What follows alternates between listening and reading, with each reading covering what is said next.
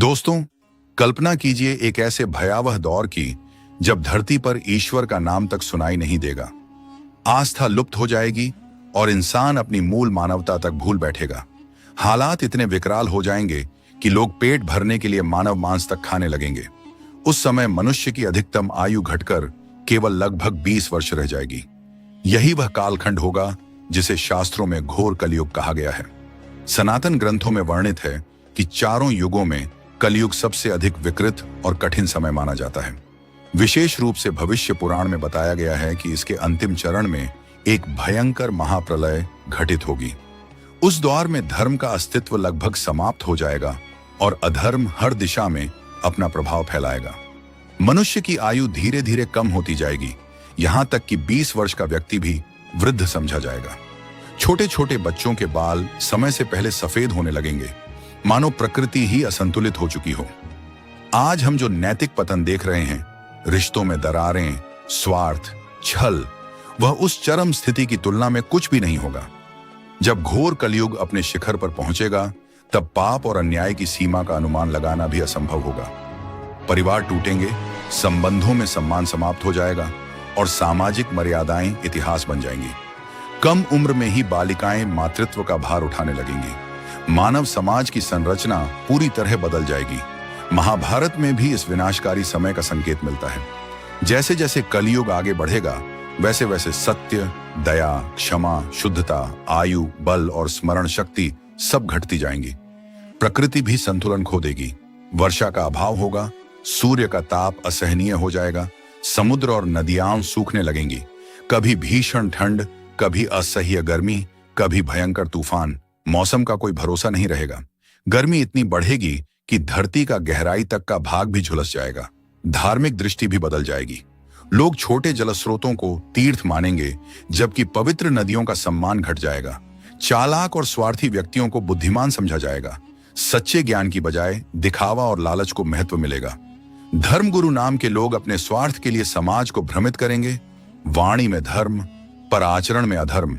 अंततः स्थिति यहां तक पहुंच जाएगी कि भूमि अपनी उर्वरता खो देगी, अन्न का उत्पादन रुक जाएगा और जीवन यापन अत्यंत कठिन हो जाएगा।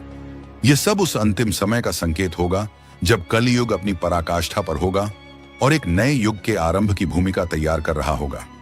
यह वर्णन केवल भय पैदा करने के लिए नहीं, बल्कि चेतावनी के रूप में देखा जाना चाहिए कि जब तक समय है, मानवता, सत्य और धर्म को थामे रखना ही सबसे बड़ा साधन है। कलयुग के बारे में कहा जाता है कि यह ऐसा समय होगा जब मनुष्य धीरे धीरे पूजा पाठ और धर्म से दूरी बनाने लगेगा। समाज में अच्छाई और बुराई का भेद धुंधला पड़ जाएगा और हर व्यक्ति को संदेह की नजर से देखा जाएगा। जिस इंसान के पास धन नहीं होगा, उसे हीन, अपवित्र और अयोग्य समझा जाएगा, जबकि संपन्न व्यक्ति को ही श्रेष्ठ और गुणवान माना जाएगा। परिवार की प्रतिष्ठा का आधार संस्कार नहीं, बल्कि संपत्ति बन जाएगी। लोग धन के लालच में रिश्तों की मर्यादा तक तोड़ देंगे और अपनों का अहित करने से भी पीछे नहीं हटेंगे। यदि हम वर्तमान हालात पर नजर डालें तो इन संकेतों की झलक दिखाई देती है। ऐसे ही विकट समय में कली पुरुष नामक एक दैत्य शक्ति के प्रकट होने की भविष्यवाणी की जाती है।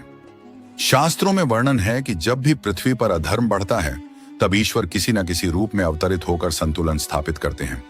इसी क्रम में कलयुग के अंतिम चरण में, जब सनातन धर्म गहरे संकट में होगा और मानव की चेतना अत्यंत पतित हो चुकी होगी, तब भगवान विष्णु का 10वां अवतार भगवान कल्किश प्रकट होंगे।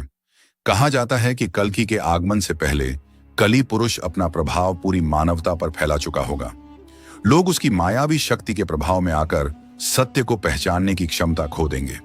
वह मनुष्यों के भीतर प्रवेश कर उन्हें पाप और अन्याय की ओर प्रेरित करेगा। इतना ही नहीं, वह स्वयं भी एक सशक्त भौतिक रूप धारण करेगा। उसकी शक्ति का आधार अधर्म होगा। जितना अधिक अधर्म बढ़ेगा, उसकी सामर्थ्य उतनी ही प्रबल होती जाएगी।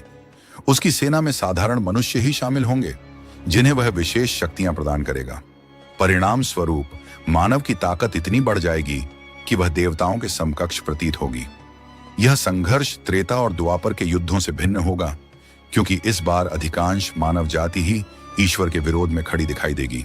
किंतु धर्म की परंपरा यही कहती है कि अंततः सत्य की ही विजय होती है। भगवान कल की अधर्म और कली पुरुष का अंत कर पुनः धर्म की स्थापना करेंगे और एक नए सतयुग का आरंभ होगा। माना जाता है कि कलयुग के प्रभाव को पूर्णतः समाप्त करने हेतु पृथ्वी पर 12 वर्षों तक निरंतर प्रचंड वर्षा होगी, जिससे संपूर्ण धरती जल से आच्छादित हो जाएगी।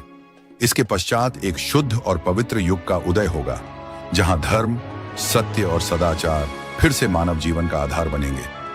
जब प्रलय का समय आएगा, तब आकाश में एक साथ 12 सूर्यों का उदय बताया गया है। उनकी तीव्र तपिश से धरती पर फैला समस्त जल सूख जाएगा। उस महाविनाश के बाद ही सृष्टि के पुनर्निर्माण की प्रक्रिया आरंभ होगी और जीवन दोबारा स्थापित हो सकेगा। महर्षि वेद व्यास ने युगों का वर्णन करते हुए एक विशेष बात कही है।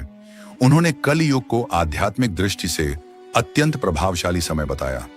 उनके अनुसार सतयुग में जितना पुण्य अर्जित करने के लिए वर्षों तक कठिन तपस्या करनी पड़ती थी, वही फल कलयुग में कम समय की सच्ची साधना और नाम स्मरण से भी मिल सकता है। इसीलिए कहा जाता है कि भक्ति, व्रत और तप के परिणाम इस युग में शीघ्र प्राप्त होते हैं, यदि भाव निष्कलुष हो। धर्म ग्रंथों में यह भी वर्णन मिलता है कि कलयुग के अंत में जब अधर्म चरम पर होगा, तब कली पुरुष के प्रभाव को समाप्त करने के लिए अनेक चिरंजीवी दिव्य शक्तियां अवतार का साथ देंगी। उनमें प्रमुख हैं हनुमान, जो त्रेता युग से आज तक पृथ्वी पर विद्यमान माने जाते हैं। मान्यता है कि वे अंतिम समय तक प्रभु के कार्य की प्रतीक्षा करेंगे और जब कल की अवतार प्रकट होंगे, तब उन्हें पुनः अपने आराध्य श्री राम के दर्शन प्राप्त होंगे। इसी प्रकार भगवान विष्णु के छठे अवतार परशुराम भी अमर माने जाते हैं। कथाओं के अनुसार वे आज भी महेंद्रगिरी पर्वत पर तप में लीन हैं और समय आने पर कल की भगवान के गुरु बनकर धर्म स्थापना में मार्गदर्शन करेंगे। इस प्रकार कलयुग, जिसे अक्सर अधर्म का युग कहा जाता है, वही सच्ची श्रद्धा और दृढ़ साधना के लिए सबसे उपयुक्त अवसर भी माना गया है। सनातन ग्रंथों में वर्णित है कि भविष्य में जब अधर्म अपनी चरम सीमा पर पहुंच जाएगा, तब भगवान विष्णु का अंतिम अवतार प्रकट होगा, भगवान कल की। शास्त्रों के अनुसार उनकी 2 दिव्य शक्तियां होंगी, एक लक्ष्मी स्वरूपा पद्मा और दूसरी वैष्णवी तेज से युक्त रमा। उनके 4 पुत्र बताए गए हैं, जय, विजय, मेघवाल और बला, जो धर्म की पुनर्स्थापना में सहायक होंगे। भगवान कल्कि का वाहन देवदत्त नाम का दिव्य श्वेत अश्व होगा। उसी पर आरूढ़ होकर वे अधर्मियों का संहार करेंगे, पाखंड का अंत करेंगे और सत्य की स्थापना करेंगे। पुराणों में संकेत मिलता है कि वर्तमान में चल रहे कलयुग का अभी आधा काल ही व्यतीत हुआ है, इसलिए इस दिव्य अवतार के प्रकट होने में अभी समय है। कल की पुराण में उल्लेख है कि कली पुरुष का पूर्ण विनाश नहीं होगा, बल्कि उसकी दुष्ट शक्तियां क्षीण कर दी जाएंगी और वह अगले कल्प में पुनः प्रकट होगा।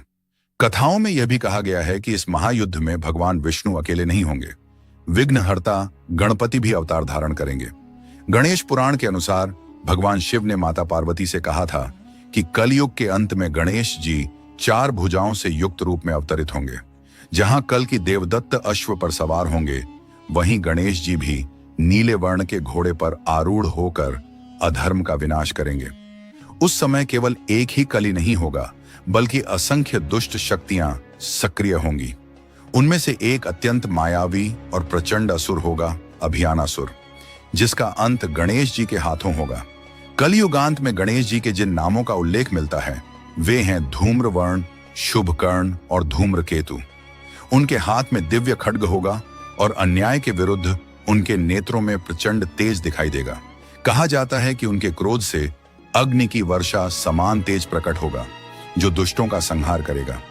जब अधर्म का अंत हो जाएगा और उनका क्रोध शांत होगा, तब वे भयभीत होकर पर्वतों में छिपे संतों और सज्जनों को आशीर्वाद देंगे तथा धर्म की पुनर्स्थापना का उत्तरदायित्व उन्हें सौंपेंगे। इसी क्रम में सतयुग का शुभारंभ होगा और सृष्टि एक नए चक्र में प्रवेश करेगी। इस प्रकार भविष्य की इन दिव्य कथाओं में वर्णन मिलता है कि कलयुग के अंत में भगवान कल्कि और गणेश जी मिलकर अधर्म का नाश करेंगे और सत्य युग का मार्ग प्रशस्त करेंगे। यदि आपको यह पुनर्कथन ज्ञानवर्धक लगा हो, तो इसे दूसरों तक अवश्य पहुंचाएं और धर्म की महिमा का स्मरण करते रहें। ओम तत्सत। लंका दहन की गूंज थम चुकी थी, रावण का अंत हो चुका था। अयोध्या में धर्म, न्याय और मर्यादा का राज्य स्थापित हो गया था, राम राज्य। पर हर अवतार की तरह इस लीला का भी एक अंतिम क्षण था, जब भगवान श्री राम ने अपने मानव रूप का विसर्जन कर सरयू की गोद में प्रवेश करने का निश्चय किया तो अयोध्या केवल एक नगरी नहीं रही, वह एक विशाल यात्रा बन गई। राजा, प्रजा, राशि, सेवक सभी ने अपने नश्वर शरीर का त्याग किया और राम के साथ वैकुंठ की ओर बढ़ चले। लेकिन उस महासमूह में एक ऐसा अस्तित्व था जो न आगे बढ़ा न पीछे लौटा। एक ऐसी शक्ति जिसने मृत्यु को स्वीकार ही नहीं किया। वह यहीं ठहर गया, इस धरती पर, इस धूल में, इस युग में। वह थे महाबली हनुमान। तो प्रश्न उठता है, रामायण के बाद हनुमान का क्या हुआ? क्या वे वास्तव में अमर हैं? और यदि हां, तो क्यों? भारतीय दर्शनों के अनुसार समय रेखीय नहीं है, वह एक चक्र है। त्रेता, द्वापर और फिर कलयुग। अवतार आते हैं, उद्देश्य पूर्ण करते हैं और फिर इस लोक से विदा ले लेते हैं। लेकिन सनातन परंपरा एक विशेष अवधारणा जानती है, चिरंजीवी। वे जो काल की सीमा से परे हैं।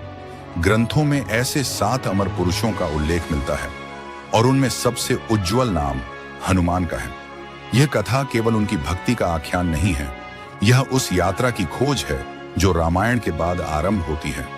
महाभारत के रणक्षेत्र से लेकर आज के कलयुग तक हनुमान की उपस्थिति कहां कहां रही, इस रहस्य की शुरुआत होती है उन वरदानों से जिन्होंने उन्हें मृत्यु से परे पहुंचा दिया।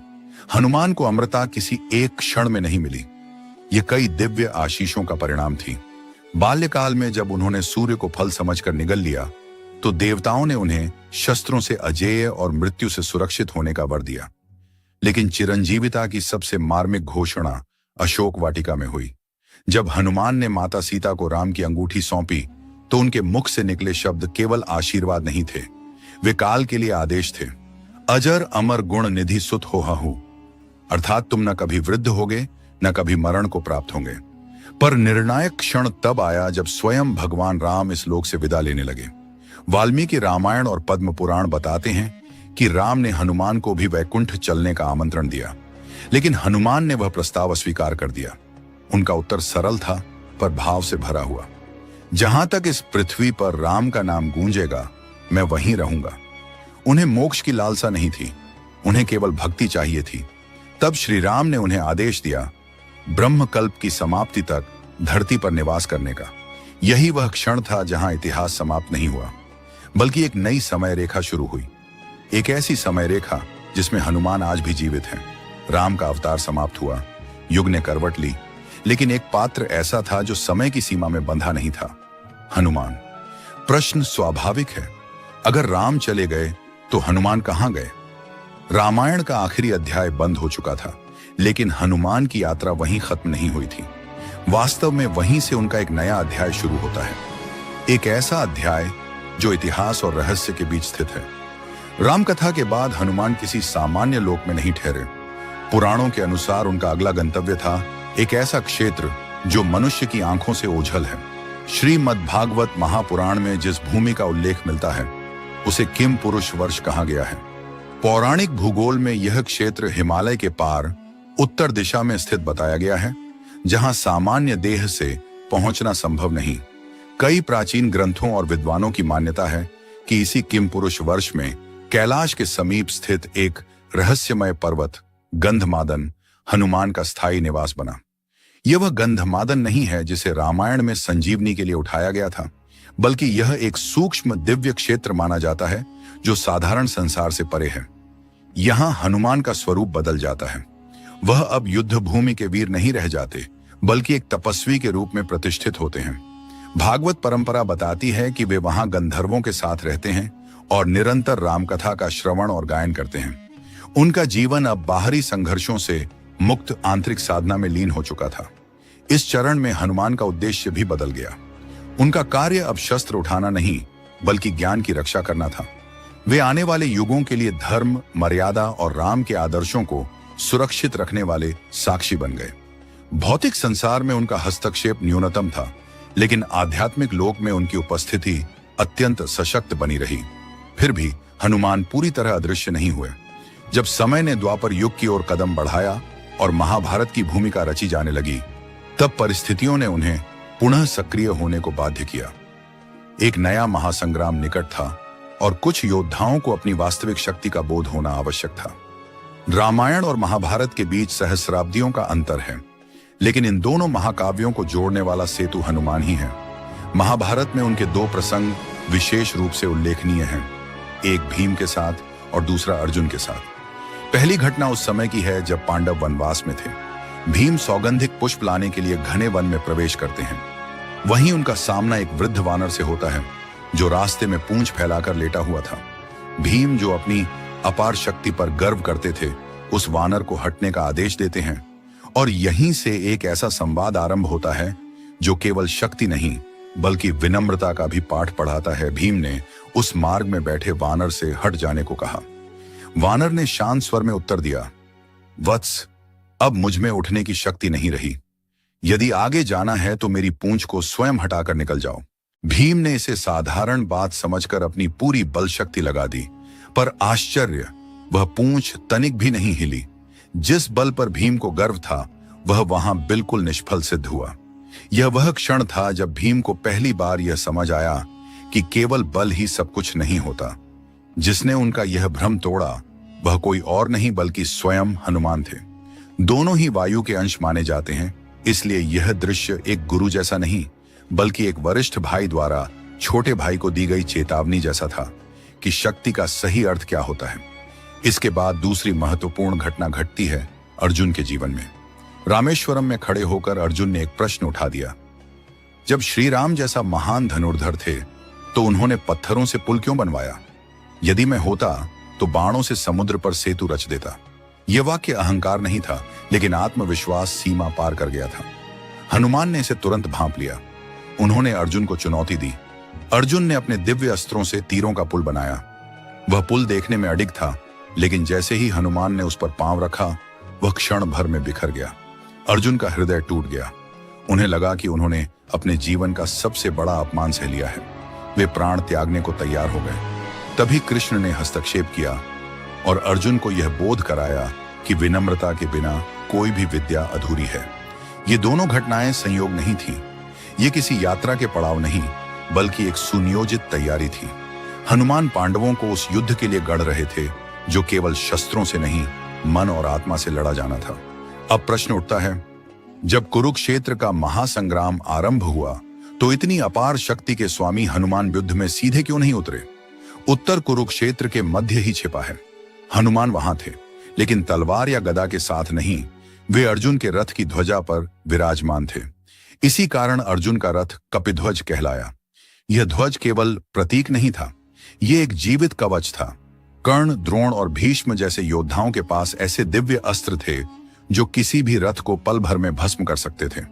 कर्ण के कुछ अस्त्र तो ऐसे थे जो स्वयं अर्जुन को भी समाप्त कर सकते थे। शास्त्रों में वर्णन है कि हनुमान की गर्जना से विपक्ष की सेना का मनोबल डगमगा जाता था, लेकिन उससे भी बड़ा कार्य यह था, वे अर्जुन के रथ को थामे हुए थे। युद्ध के अंतिम दिन इसका रहस्य प्रकट हुआ। जब युद्ध समाप्त हुआ, कृष्ण ने अर्जुन से पहले रथ से उतरने को कहा, फिर स्वयं उतरे। उसके बाद उन्होंने हनुमान को संकेत दिया कि अब आप अपने स्थान से मुक्त हो सकते हैं। जैसे ही हनुमान ध्वजा से हटे, पूरा रथ तेज विस्फोट के साथ राख में बदल गया। अर्जुन स्तब्ध रह गए। तब कृष्ण ने कहा, यह रथ तो बहुत पहले दिव्यास्त्रों से जल चुका था। अब तक इसे जोड़े रखने वाला केवल मैं और हनुमान थे। यहां हनुमान ने यह सिद्ध किया कि शक्ति का सर्वोच्च रूप हमला नहीं, संरक्षण होता है। उन्होंने बिना एक भी हथियार उठाए पांडवों की विजय सुनिश्चित की। महाभारत समाप्त हुई, द्वापर युग का अंत हुआ और कलियुग का आरंभ। अब प्रश्न उठता है, क्या हनुमान फिर गंधमादन लौट गए? नहीं, इस युग में वे वनों में नहीं, लोगों के हृदयों में निवास करते हैं। जहां साहस है वहां हनुमान है, जहां भक्ति है वहां हनुमान है, और जहां संकट है वहां हनुमान आज भी खड़े हैं। कलयुग में हनुमान जी की छवि केवल एक योद्धा या रक्षक की नहीं रह गई है। समय के साथ उनकी भूमिका एक ऐसे मार्गदर्शक की बन गई है जो शक्ति से अधिक विवेक और सेवा के रास्ते पर चलना सिखाते हैं। यदि हम पिछले लगभग 1000 वर्षों के इतिहास पर दृष्टि डालें तो पाएंगे कि भक्ति आंदोलन के द्वार में हनुमान जी से जुड़े असंख्य आध्यात्मिक अनुभवों और दर्शन की कथाएं प्रचलित हुईं।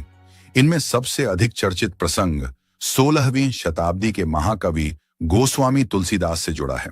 कहा जाता है कि काशी में तुलसीदास राम के साक्षात दर्शन की आकांक्षा रखते थे। तभी उन्हें यह संकेत मिला कि प्रभु राम तक पहुंचने का मार्ग पहले हनुमान से होकर जाता है। कथा के अनुसार एक मंदिर के बाहर सबसे पीछे बैठा एक रोगग्रस्त और उपेक्षित व्यक्ति वास्तव में हनुमान जी ही थे, जिन्हें तुलसीदास ने पहचान लिया। यही वह क्षण माना जाता है जिसने उन्हें रामचरितमानस की रचना के लिए प्रेरित किया, एक ऐसा ग्रंथ जिसने उत्तर भारत में भक्ति की धारा को जन जन तक पहुंचा दिया। इसी प्रकार 17वीं शताब्दी में महाराष्ट्र की भूमि पर समर्थ रामदास ने हनुमान भक्ति को एक अलग स्वरूप दिया। छत्रपति शिवाजी महाराज के गुरु के रूप में उन्होंने राज्य भर में 11 मारुति मंदिरों की स्थापना की। उनका उद्देश्य केवल पूजा नहीं था, बल्कि हनुमान जी को शारीरिक बल, मानसिक दृढ़ता और रणनीतिक बुद्धि के प्रतीक के रूप में स्थापित करना था, ताकि विदेशी आक्रमणों के विरुद्ध समाज में आत्मविश्वास और साहस जागृत हो सके। आज के दौर में भी हनुमान जी शायद सबसे अधिक सहज और सुलभ देवता माने जाते हैं।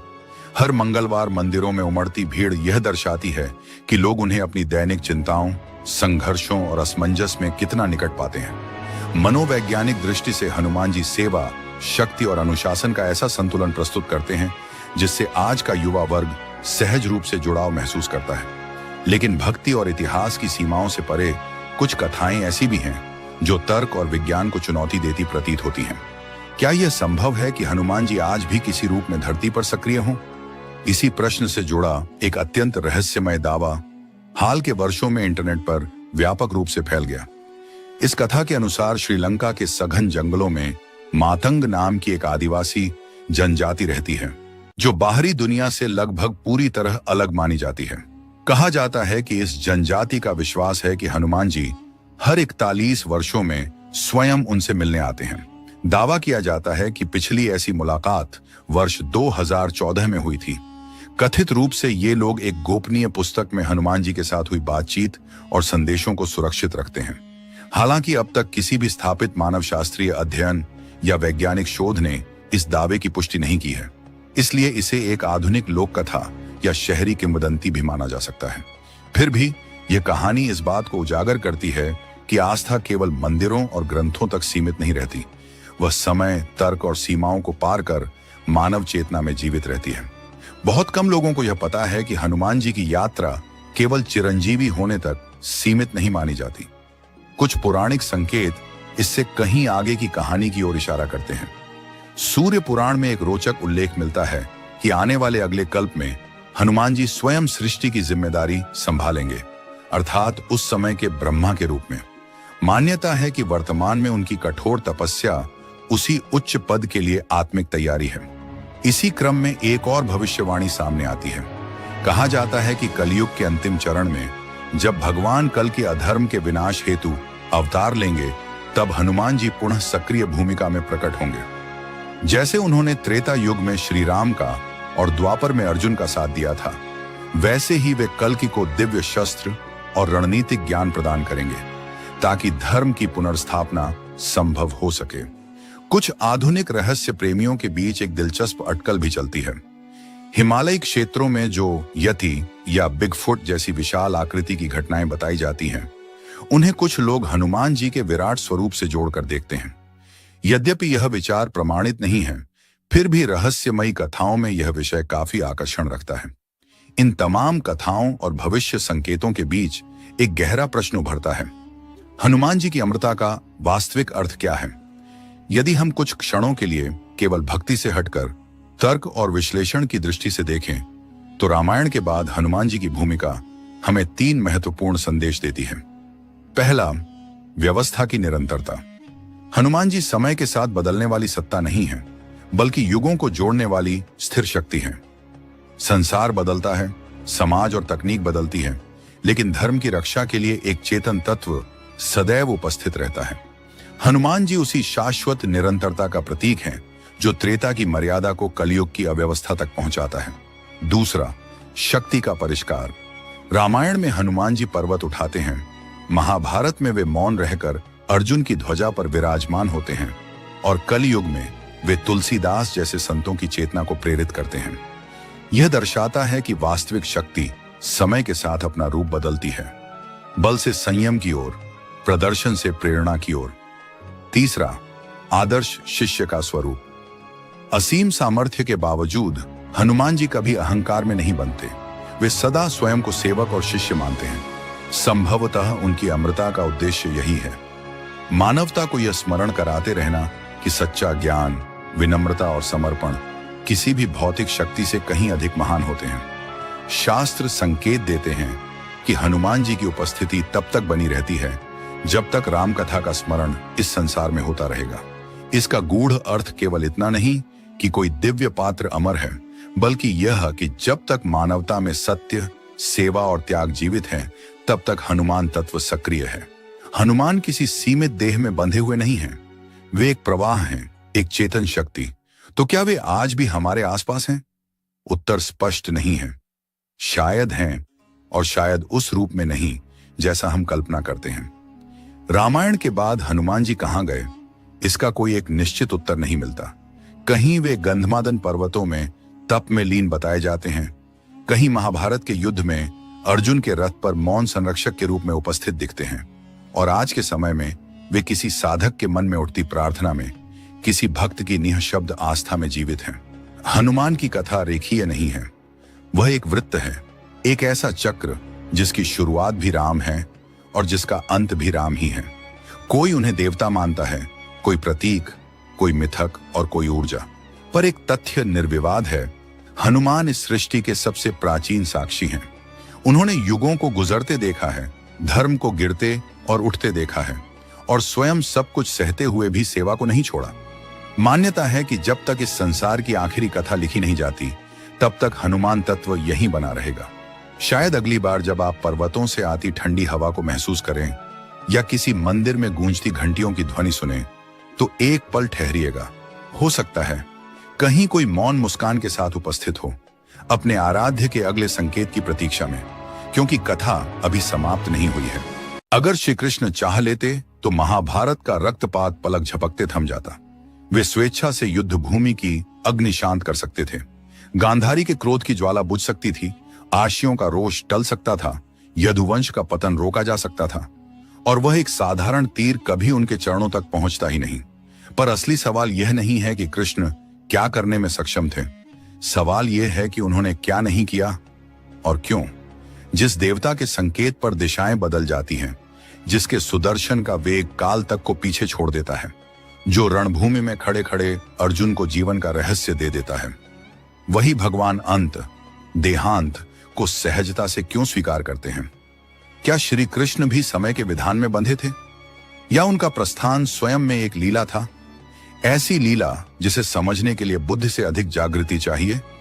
यह केवल मृत्यु की कथा नहीं, यह उस क्षण का वर्णन है जब स्वयं विष्णु अवतार ये समझाते हैं कि लक्ष्य पूरा होते ही शरीर का परित्याग भी धर्म का ही विस्तार है। युद्ध समाप्त हुआ, कुरुक्षेत्र शांत था, पर वह शांति मौत जैसी थी। चारों तरफ टूटे रथों की लकड़ी, टूटी ढालें, बिखरे तीर बाण, और उन योद्धाओं की देहें पड़ी थीं जो कल तक वज्र समान थे। बचे हुए लोग जीवित थे, पर भीतर से ढह चुके थे। पांडवों की विजय थी, लेकिन आंसुओं से भरी हुई। गुरु गए, भाई खोए, सगे संबंधी धराशायी। यह जीत ताज नहीं, बोझ की तरह थी, और उस भीषण नीरवता के बीच सबसे अधिक शांत दिखाई देते थे श्री कृष्ण। न मुस्कान, न पछतावा, बस एक गहरी अंतर की नीरवता, क्योंकि वे जान चुके थे युद्ध में विजेता नहीं हुए, केवल अधर्म पर प्रहार हुआ है, और उस प्रहार में मनुष्यत्व भी घायल हो गया। उसी समय अपनी करुणा और मातृत्व में जलती हुई थी गांधारी। जिस स्त्री ने पति के अंधत्व को अपना लिया था, पट्टी बांधकर जीवन बिताया था, आज 100 पुत्रों के वियोग में पूरी तरह टूट चुकी थी। जब कृष्ण उसके सामने आए, दुह क्रोध बनकर फूट पड़ा। वह श्री कृष्ण को दोष देती है, तुम चाहते तो युद्ध बच जाता, मेरे पुत्र जीवित होते। कृष्ण मौन रहे, उन्होंने किसी तर्क की आवश्यकता नहीं समझी, और उसी क्षण गांधारी का श्राप फूटा। जैसे मेरा कुल नष्ट हुआ, वैसे ही तेरे यादव वंश का भी विनाश होगा। 36 वर्षों में आपस का संघर्ष उन्हें मिटा देगा। वातावरण जम गया, देहें कांप उठी, पर कृष्ण के चरण स्थिर थे, उनके होठों पर हल्की सी स्वीकृति मुस्कुराहट। उन्होंने सिर झुकाकर कहा, माता, आपका कहा हुआ स्वीकार है। दूसरों के लिए वह श्राप था, पर मैं उसे वरदान मानता हूं, क्योंकि जब किसी भूमिका का उद्देश्य पूरा हो जाए तो उसका अवसान भी अनिवार्य हो जाता है। श्री कृष्ण यह समझते थे कि गांधारी के मुख से निकला वचन केवल दुख से उपजा क्रोध नहीं है, वह समय की घोषणा है, वह युग परिवर्तन का संकेत था। द्वारका उस समय अपने चरम पर थी, समुद्र से घिरी सुनहरी नगरी, भव्य महल, ऐश्वर्य के शिखर पर खड़ा यदुवंश। किंतु समृद्धि अक्सर आत्मघातक बन जाती है। यदुवंशी अपने पराक्रम और सामर्थ्य के मद में यह भूलने लगे कि शक्ति तभी सुंदर लगती है जब उसके साथ विनम्रता चलती रहे। कृष्ण सब देख रहे थे, पर उन्होंने हस्तक्षेप नहीं किया, क्योंकि जब समझाने का समय बीत जाए तो अनुभव ही शिक्षक बन जाता है। उसी अनुशासनहीनता के बीच यदुवंश के कुछ युवा मजाक में अराशियों का अपमान करने निकल पड़े। सांभ को स्त्री के रूप में सजाया गया और हंसते हुए मुनियों से पूछा गया, बताइए यह स्त्री किस प्रकार का पुत्र जन्म देगी? मुनियों ने बाहरी वेश नहीं देखा, उन्होंने भीतर बैठा अहंकार पहचान लिया। उनके शब्द भविष्य बन गए। इसके गर्भ से एक लोहे का मूसल उत्पन्न होगा और वही पूरे यदुवंश के विनाश का कारण बनेगा। जो कहा गया था वह घटनाओं में ढल गया। सांभ के शरीर से वास्तव में एक भारी लोहे का मूसल निकला। घबराहट फैली। उग्रसेन ने आदेश दिया कि इसे पीसकर समुद्र में फेंक दिया जाए। सबने मान लिया कि संकट समाप्त हो गया, पर वे भूल गए, श्राप नष्ट नहीं होता, उसका रूप मात्र बदलता है। उसी चूर्ण से समुद्री तट पर विचित्र कठोर नुकीली घास उग आई, मानो प्रकृति स्वयं किसी आगामी न्याय की तैयारी कर रही हो। गांधारी का वचन अब अंकुरित हो चुका था। द्वारका बाहर से अब भी चमकती हुई लगती थी, लेकिन भीतर का संतुलन टूट चुका था। यदुवंश के लोग जो कभी मर्यादा और संयम के लिए जाने जाते थे, अब मदिरा, वैभव और सत्ता के नशे में खोते जा रहे थे। उन्हें लगता था कि कृष्ण उनके साथ हैं, इसलिए वे अजेय हैं, पर वही भ्रम उनका सबसे बड़ा पतन बन गया। ईश्वर का साथ अधिकार नहीं, अवसर होता है, और जब अवसर को अपमान में बदला जाए, विनाश सुनिश्चित हो जाता है। कृष्ण मौन थे, क्योंकि समय आगे बढ़ चुका था। अब कोई चक्र, कोई देव शक्ति, कोई चमत्कार उस कर्मफल को रोक नहीं सकता था।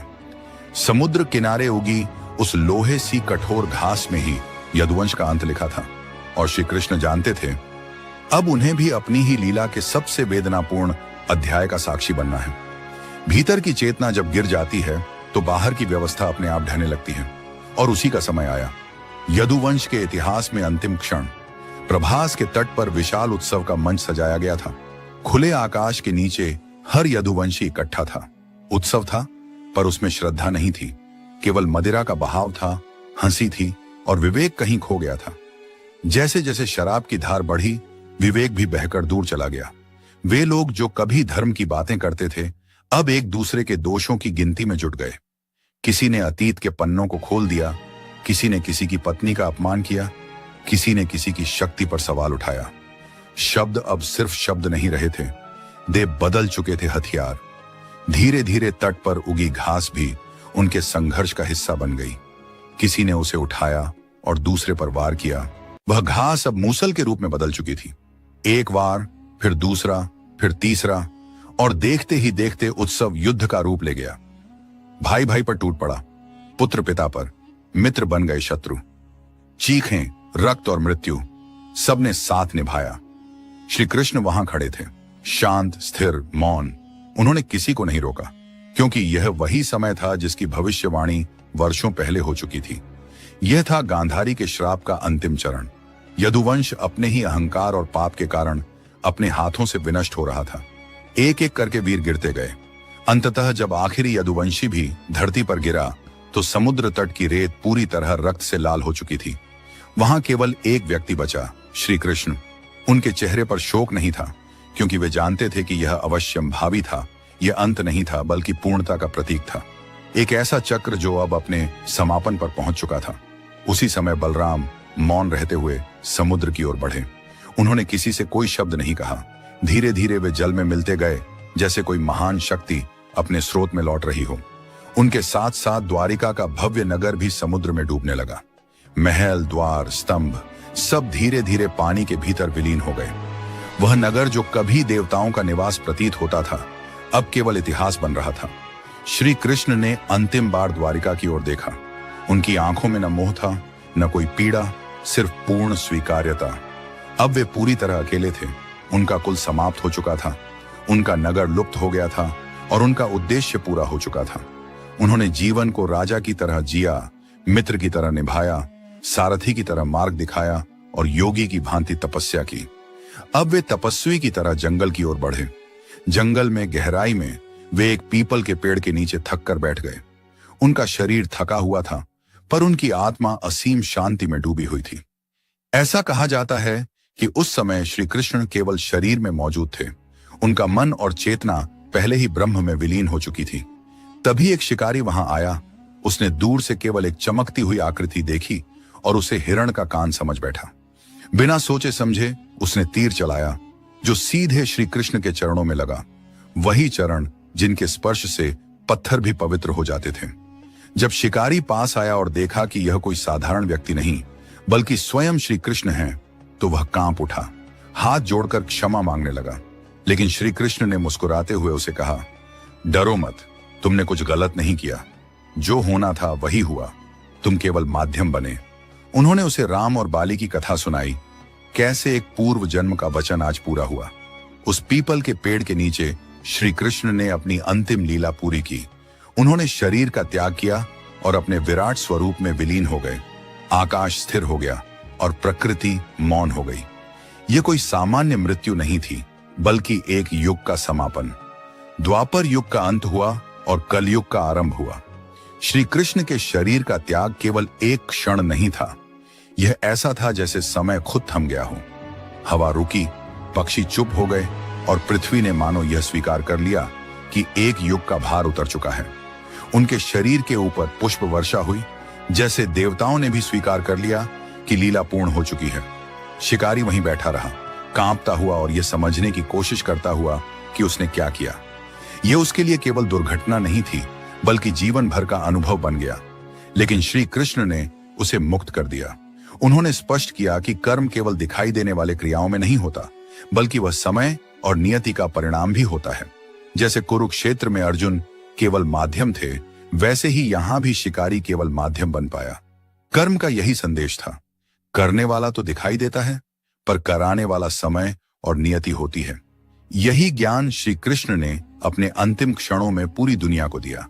कुछ समय बाद पांडवों के कानों तक वह दुखद समाचार पहुंचा कि श्री कृष्ण ने अपना देह त्याग दिया है। अर्जुन के लिए यह मानो आकाश से गिरा वज्र था। वही अर्जुन जिसने महाभारत के रणभूमि में कभी डर या हिचक नहीं महसूस की, आज अपने जीवन के सबसे बड़े मार्गदर्शक और सच्चे मित्र से अलग हो गया था। प्रभास क्षेत्र में पहुंचकर जब उन्होंने कृष्ण की मृत देह को देखा, उनके आंसू थमने का नाम ही नहीं ले रहे थे। भीतर एक ओर शोक था और दूसरी ओर एक अजीब अनुभूति। कृष्ण वास्तव में चले नहीं गए, केवल आंखों से अदृश्य हो गए हैं। अंतिम संस्कार की तैयारी की गई, चिता सजाई गई और अग्नि प्रज्वलित हुई। लेकिन जैसे ही अग्नि ने कृष्ण के शरीर को छुआ, एक दिव्य घटना हुई। कहा जाता है कि उनके हृदय से एक अत्यंत पवित्र प्रकाश उठा और आकाश में विलीन हो गया। यह प्रकाश किसी साधारण लौ की तरह नहीं था, बल्कि चेतना का स्वरूप था। यह संकेत था कि कृष्ण की आत्मा कभी भी शरीर में बंधी नहीं थी। वे पहले से अनंत थे और अनंत में ही विलीन हो गए। उनके शरीर का दहन हुआ, लेकिन चेतना अमर रही। इसी क्षण द्वापर युग का अंत हुआ। धर्म के 4 स्तंभ सत्य, दया, तप और दान, जो द्वापर युग में मजबूत थे, अब कमजोर पड़ने लगे। कलयुग का आगमन हुआ, जो बाहरी संघर्षों से ज्यादा आंतरिक लड़ाइयों का युग था। अब अस्त्र शस्त्र से अधिक खतरनाक हथियार थे अहंकार, लोभ, ईर्ष्या और असत्य।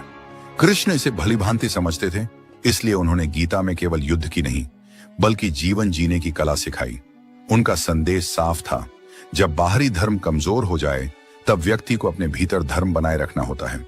कृष्ण के शरीर के जाने के बाद दुनिया बदल गई। राजा कमजोर हुए, रिश्ते टूटने लगे और मनुष्य भीतर से हिलने लगा। लेकिन उसी अंधकार में कृष्ण का उपदेश दीपक की तरह जलता रहा। गीता केवल एक ग्रंथ नहीं रही, वह हर मनुष्य के अंदर की आवाज बन गई। जब कोई अपने कर्मों से भयभीत होता है या कठिन निर्णय के सामने खड़ा होता है, तब कृष्ण की वाणी गूंजती है, कर्म करो, फल की चिंता मत करो। यही उनका असली अवतार है, जो युगों तक जीवित रहेगा। कई लोगों के मन में यह सवाल उठता है, यदि कृष्ण ईश्वर थे तो उन्होंने अपने वंश को क्यों नहीं बचाया? इसका उत्तर गहरा है। कृष्ण यह दिखाना चाहते थे कि ईश्वर भी अपने बनाए नियमों से ऊपर नहीं होते। यदि ईश्वर खुद नियम तोड़ दें तो धर्म केवल शक्ति का नाम बनकर रह जाएगा। यदुवंश का विनाश यही संदेश देता है।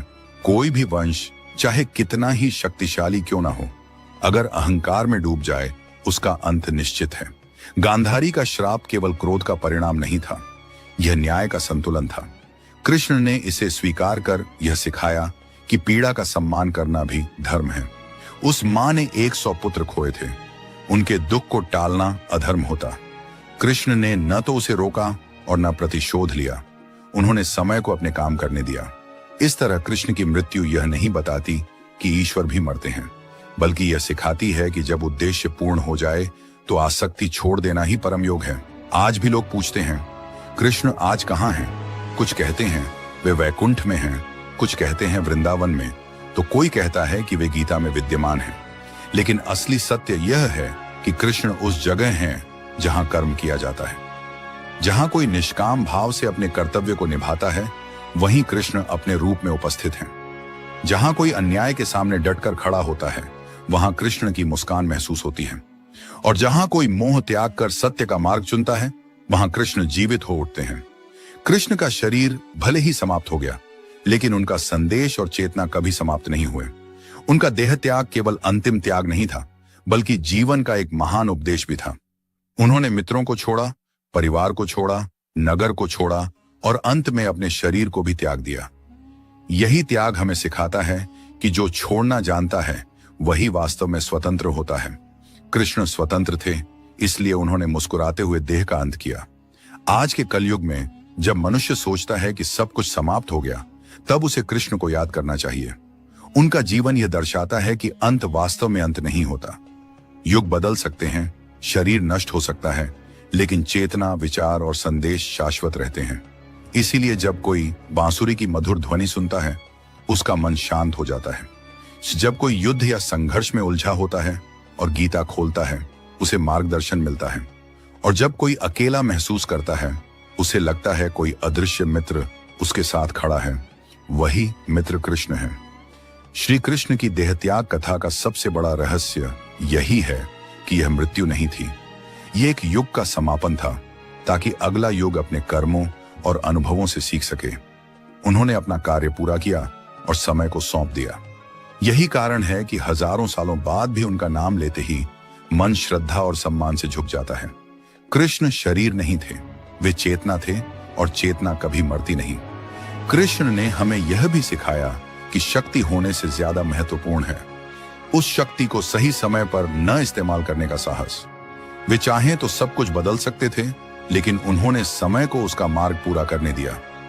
जब उद्देश्य पूरा हो जाए, तब लगाव छोड़ देना ही मोक्ष की कुंजी है, चाहे वह राज्य हो, परिवार हो या स्वयं का शरीर ही क्यों ना हो। आज हम ऐसे समय में हैं जब युद्ध तलवारों से नहीं, बल्कि विचारों और कर्मों से लड़े जाते हैं। अधर्म हमारे भीतर ही जन्म लेता है। ऐसे समय में कृष्ण की वास्तविक उपस्थिति किसी मूर्ति में नहीं, बल्कि हमारे कर्मों में है। जब हम सत्य चुनते हैं, जब हम अन्याय के सामने खड़े होते हैं, जब हम निष्काम भाव से कर्तव्य निभाते हैं, तब कृष्ण हमारे साथ खड़े होते हैं। याद रखिए, कृष्ण कभी नहीं मरे, वे केवल दृश्य से अदृश्य हुए, क्योंकि चेतना कभी समाप्त नहीं होती। अगर यह कथा आपके हृदय तक पहुंची हो तो कमेंट में जय श्री कृष्ण अवश्य लिखें। वीडियो को लाइक करें और ऐसे जीवन परक संदेशों के लिए चैनल को सब्सक्राइब करें। हर हर महादेव, जय श्री कृष्ण। हिमालय की ऊंचाइयों में छिपा केदारनाथ धाम ऐसा स्थान है जहां कदम रखते ही लगता है जैसे समय थम गया हो और प्रकृति स्वयं पूजा में लीन हो। लेकिन इस पवित्र स्थल में कुछ ऐसे रहस्य छिपे हैं जिनके बारे में जानकर किसी का भी मन श्रद्धा और विस्मय से भर जाता है। सबसे पहले बात करते हैं उस दीपक की, जो बिना तेल डाले 6 महीने तक लगातार जलता रहता है। यह चमत्कार आज तक किसी वैज्ञानिक व्याख्या में नहीं बांधा जा सका। कहा जाता है कि भगवान शिव ने अपने एक परम भक्त की साधना को सिद्ध करने के लिए आधा वर्ष एक ही रात में पिरो दिया था, और उसी का प्रतीक यह अखंड ज्योति मानी जाती है। अब सवाल उठता है, भैरवनाथ को इस धाम का रक्षक क्यों कहा जाता है? धारणा है कि स्वयं महादेव ने भैरव को आदेश दिया था कि जब तक वे समाधि में हैं तब तक क्षेत्र की रक्षा का दायित्व उन्हीं पर रहेगा। इसी कारण बिना भैरवनाथ की वंदना के केदारनाथ के दर्शन अधूरे माने जाते हैं। है ना, एक किंवदंती यह भी है कि जब कुछ शोधकर्ता इन रहस्यों को समझने के लिए यहाँ पहुंचे तो उन्होंने कई ऐसी घटनाएं महसूस की जिन्हें विज्ञान के दायरे में नहीं रखा जा सकता। विशेषकर रीतस कुंड, जिसकी जलधारा बरसों से न घटती है और न ही इसका स्रोत स्पष्ट है, यह आज भी एक अनसुलझी पहेली है। लेकिन सबसे अनोखा है यहाँ का स्वयंभू शिवलिंग, जिसे दुनिया के किसी भी अन्य शिवलिंग से बिल्कुल अलग माना जाता है। इसका आकार, इसकी सतह, इसकी ऊर्जा, सब कुछ विशिष्ट है। कुछ विद्वान तो इसे नेपाल के पशुपतिनाथ में स्थित शिवलिंग का आध्यात्मिक जुड़वां कहते हैं, जैसे दोनों एक ही शक्ति के दो रूप हों। कभी एक साधु इस ज्योति का रहस्य जानने के लिए चुपके से मंदिर के अंदर घुस गया था। कहते हैं कि अंदर जो हुआ वह इतना अलौकिक था कि वह व्यक्ति बाहर आकर बोल ही न सका। कई लोग इसे उसके लिए महादेव की चेतावनी मानते हैं कि कुछ रहस्य सिर्फ आस्था के लिए बने होते हैं, जिज्ञासा के लिए नहीं। अब बात आती है, आखिर इस अद्भुत मंदिर का निर्माण किसने करवाया? परंपरा कहती है कि इसे सबसे पहले पांडवों ने महादेव का आशीर्वाद पाने के लिए बनाया था। फिर आदि शंकराचार्य ने इसका पुनर्निर्माण किया और इसे सनातन संस्कृति का एक शाश्वत तीर्थ बना दिया। 3 विशाल पर्वतों के बीच बसे इस धाम के आसपास बहने वाली मंदाकिनी, क्षीरगंगा, स्वर्णगौरी, मधुगंगा और सरस्वती की धाराएं मिलकर ऐसा दृश्य रचती हैं कि लगता है जैसे पूरा क्षेत्र देवताओं का निवास हो। हर साल लाखों श्रद्धालु यहाँ आते हैं और कहते हैं कि इस भूमि पर खड़े होकर मनुष्य को स्वर्ग जैसा अनुभव होता है। लेकिन एक बात कम लोग जानते हैं, प्राचीन ग्रंथों में उल्लेख है कि एक समय ऐसा आएगा जब केदारनाथ धाम पृथ्वी से विलुप्त हो जाएगा। माना जाता है कि हिमालय में होने वाले भविष्य के परिवर्तनों के कारण यह स्थान धीरे धीरे छिप जाएगा। पर यह भी कहा जाता है कि जहां महादेव रहते हैं वहां से ऊर्जा कभी मिटती नहीं, केवल रूप बदलती है। अब सबसे रोमांचक बात, मंदिर में प्रयुक्त वे विशाल पत्थर जिनसे यह धाम बना है, उनकी उत्पत्ति और निर्माण तकनीक आज भी रहस्य है। न भारी मशीनें थीं, न आधुनिक साधन, फिर इतनी ऊंचाई पर इन्हें कैसे पहुंचाया गया? वैज्ञानिक आज भी इस प्रश्न का ठोस उत्तर नहीं दे पाए हैं। केदारनाथ का प्राचीन मंदिर देखने में जितना साधारण लगता है, उतना ही गहरा रहस्य अपने भीतर समेटे हुए है। इसके निर्माण में जो विशाल भूरे पत्थर लगे हैं, वे आसपास की पर्वत श्रृंखलाओं में कहीं दिखाई ही नहीं देते। हैरानी तो तब और बढ़ जाती है जब याद आता है कि यह धाम लगभग 22,000 फीट की दुर्गम ऊंचाई पर स्थित है। ऐसी ऊंचाई जहां आज भी आधुनिक मशीनें और भारी भरकम उपकरण संघर्ष करते हैं। फिर सवाल यही उठता है, आखिर इतने बड़े पत्थरों को यहां तक लाया कैसे गया होगा? पुरातत्वविद भी इस सवाल पर एकमत नहीं है और भक्तों का मानना है कि इस धाम का निर्माण साधारण मानव शक्ति से नहीं, बल्कि किसी अनदेखी दिव्य शक्ति के वरदान से हुआ होगा। सदियों तक बर्फ में दबी रही पवित्र नगरी हिमालय की कठोर जलवायु ने कभी कभी केदारनाथ को पूरी तरह अपने भीतर समा लिया है। लोक कथाएं बताती हैं कि लगभग 400 वर्षों तक यह मंदिर इतनी घनी बर्फ की चादर में छिपा रहा कि उसका अस्तित्व ही मानो लुप्त हो गया। श्रद्धालु दर्शन करने तक नहीं पहुंच पाते थे क्योंकि पूरा परिसर ही बर्फीले हिम पर्वत का हिस्सा बन चुका था। 20वीं शताब्दी की शुरुआत में जब अनुसंधान दलों ने इस क्षेत्र की खोजबीन की और बर्फ हटाने का कार्य शुरू किया, तो सामने जो दृश्य उभरा उसने सभी को स्तब्ध कर दिया। सदियों पुरानी बर्फ ने मंदिर को जरा भी क्षति नहीं पहुंचाई थी। दीवारें वैसी ही, संरचना वैसी ही, मानो समय ठहर गया हो। यह खोज पूरे देश में रोमांच और भक्ति की लहर ले आई। भीमशिला का रहस्य, प्रलय में रक्षक, 2013 की विनाशकारी आपदा ने उत्तराखंड को एक पल में तबाह कर दिया। मंदाकिनी का प्रचंड रूप सब कुछ बहा ले गया। पहाड़ टूट पड़े, गांव उजड़ गए। पर आश्चर्य की बात यह रही कि इस भयावह प्रलय में भी केदारनाथ मंदिर अक्षुण्ण खड़ा रहा। लोग कहते हैं मंदिर के पीछे आकर अटकी विशालकाय भीमशिला ने आघात को रोक लिया, नहीं तो कहानी कुछ और ही होती। इस रहस्यमयी शिला के अचानक प्रकट होने और मंदिर को बचा लेने ने भक्तों के मन में इसे एक दिव्य सुरक्षा कवच का दर्जा दे दिया। 2013 की वह त्रासदी आज भी दिल दहला देती है। दूर दूर से श्रद्धालु केदारनाथ के दर्शन को पहुंचे थे। पर प्रकृति के एक भयंकर प्रहार ने देखते ही देखते हजारों जिंदगियां निगल ली। 6000 से अधिक लोग काल के गाल में समा गए और अनगिनत घायल पड़े थे।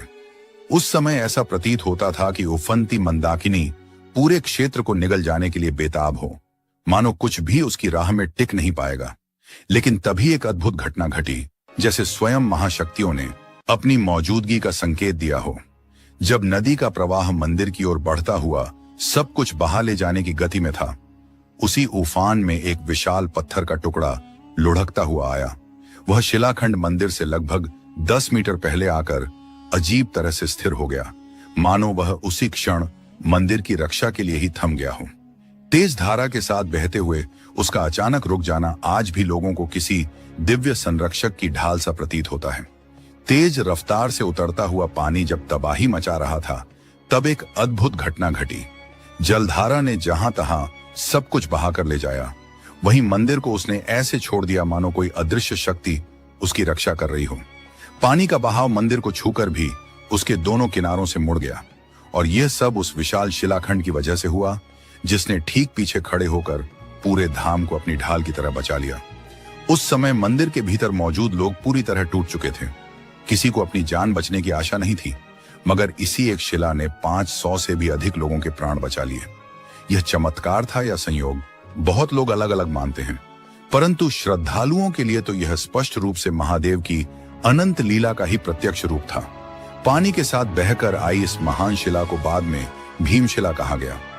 आज केदारनाथ पहुंचने वाला हर भक्त मंदिर की परिक्रमा करते समय इस शिला के दर्शन करता है और इसे प्रणाम करता है। यह ठीक गर्भगृह के पीछे खड़ी है, मानो आज भी धाम की रक्षा कर रही हो। जब वैज्ञानिकों ने इस भीमशिला की जांच पड़ताल शुरू की, तो आधुनिक मशीनों से इसे हिलाने तक की कोशिशें की गईं, लेकिन परिणाम चौंकाने वाले थे। यह विशाल शिला जरा भी नहीं डिगी। रिसर्च के बाद यह निष्कर्ष निकला कि यह पत्थर लगभग 5000 वर्ष से भी अधिक पुराना है। अब कई लोग प्रश्न उठाते हैं कि अगर भीमशिला 500 लोगों को बचा सकती थी, तो बाकी लोगों की रक्षा क्यों नहीं हो पाई? इसका उत्तर थोड़ा कड़वा है, लेकिन सच यही है। यहां आने वाले कई लोग भक्ति से अधिक मनोरंजन की भावना लेकर पहुंचते हैं। कई लोग तो सिर्फ सोशल मीडिया पर वीडियो और रील्स बनाने आते हैं, जैसे यह कोई पिकनिक स्पॉट हो। कुछ ऐसे भी मिल जाते हैं जो बाहर दुनिया को दिखाते हैं कि वे कितने भक्त हैं, जबकि उनका जीवन इसके ठीक उलट चलता है। यह बात किसी से छिपी नहीं है कि केदारनाथ एक पवित्र तीर्थ है, पर्यटन स्थल नहीं। केदारनाथ के भविष्य को लेकर रहस्यमयी भविष्यवाणी। अब बात एक और गहरे रहस्य की, एक ऐसी भविष्यवाणी जिसने वर्षों से लोगों को विस्मित किया है। कई प्राचीन ग्रंथों में वर्णन मिलता है कि आने वाले समय में एक दिन नर पर्वत और नारायण पर्वत आपस में मिल जाएंगे। जिस क्षण यह घटना घटेगी, उसी क्षण केदारनाथ धाम का शिवलिंग धरती से विलुप्त हो जाएगा। इसके बाद एक प्रचंड प्राकृतिक अपहीवल आएगा जो पूरे क्षेत्र को घने बर्फ के नीचे दबा देगा। कहा जाता है कि जब वह समय आएगा, तब केदारनाथ धाम पृथ्वी से ऐसे गायब हो जाएगा मानो कभी अस्तित्व में था ही नहीं। कई लोगों का मानना है कि केदारनाथ धाम कभी हिम युग के दौरान लगभग 400 वर्षों तक बर्फ की मोटी परतों के नीचे दबा रहा, फिर भी मंदिर की संरचना को कोई आंच नहीं आई। अगर वह समय इसे नहीं मिटा सका, तो आगे भी प्रकृति की कोई चुनौती इसे आसानी से नहीं हिला पाएगी, ऐसा लोगों में विश्वास है। भविष्य क्या मोड़ लेगा, यह तो समय बताएगा, लेकिन इतना तय है कि यह धाम एक अनोखी और अद्भुत स्थापत्य कला का जीता जागता उदाहरण है, जो आज भी उतना ही मजबूती से खड़ा है। नंबर 5, उदक कुंड का रहस्य। केदारनाथ मंदिर के दक्षिण दिशा में स्थित उदक कुंड का अत्यधिक पवित्र महत्व बताया गया है। भक्तों की मान्यता है कि जो व्यक्ति इस कुंड का जल ग्रहण करता है, वह जन्म मरण के चक्र से मुक्त हो जाता है। इस जल को आत्मा को शुद्ध करने वाला माना जाता है। शिव पुराण के केदार खंड में उल्लेख है कि उदक कुंड का जल 5 महासागरों का संगम माना जाता है। आपको यह जानकर आश्चर्य होगा कि 2013 की आपदा से पहले यहां 5 कुंड मौजूद थे, लेकिन प्रलय के बाद इनमें से 3 रहस्यमय तरीके से लुप्त हो गए। आज भी वैज्ञानिक उन खोए हुए 3 कुंडों का कोई पता नहीं लगा पाए हैं। केवल उदक कुंड और रेतस कुंड ही सुरक्षित बचे हैं। नंबर 6, रेतस कुंड का रहस्य। मंदिर से लगभग 500 मीटर दूर सरस्वती नदी के किनारे स्थित रेतस कुंड अपनी विचित्रता के लिए प्रसिद्ध है। केदार खंड में वर्णन मिलता है कि इस कुंड के पास एयूएम नमः शिवाय का उच्चारण करने पर इसके जल में बुलबुले उठने लगते हैं। जनश्रुति तो यहां तक कहती है कि इस जल को पीने वाला व्यक्ति शिव स्वरूप के समान आचरण करने लगता है। 2013 की तबाही में यह कुंड भी पूरी तरह गायब हो गया था, मगर हाल के वर्षों में इसे फिर से खोज लिया गया।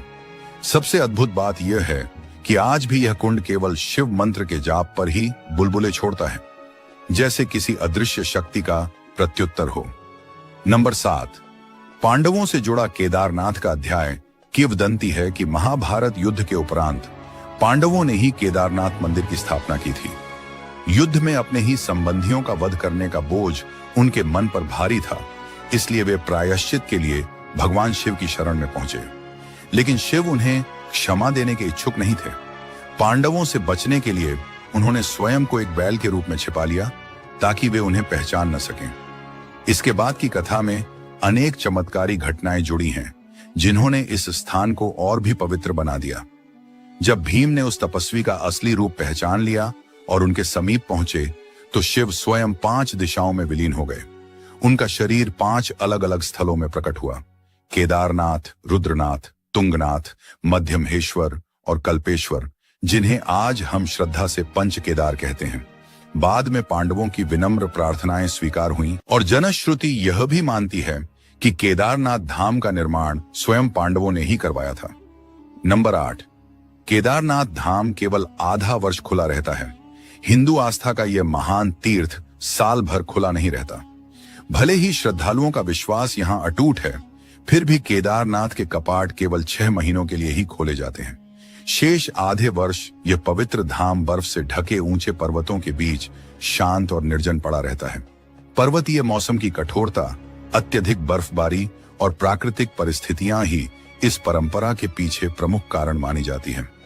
केदारनाथ धाम के कपाट बंद होने के बाद परंपरा के अनुसार बाबा केदार की पंचमुखी डोली अलकनंदा घाटियों से होते हुए बड़े हर्षोल्लास के साथ ऊखी मठ स्थित ओंकारेश्वर मंदिर तक पहुंचाई जाती है।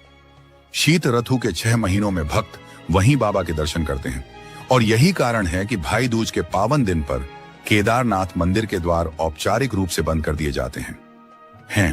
कहा जाता है कि जब पांडव यहां पहुंचे थे, तब उन्होंने भगवान शिव का मंदिर बनवाने के बाद यहीं अपने पितरों को तर्पित किया था, और वह शुभ तिथि भाई दूज ही थी। तब से वही परंपरा आज तक निभाई जाती है।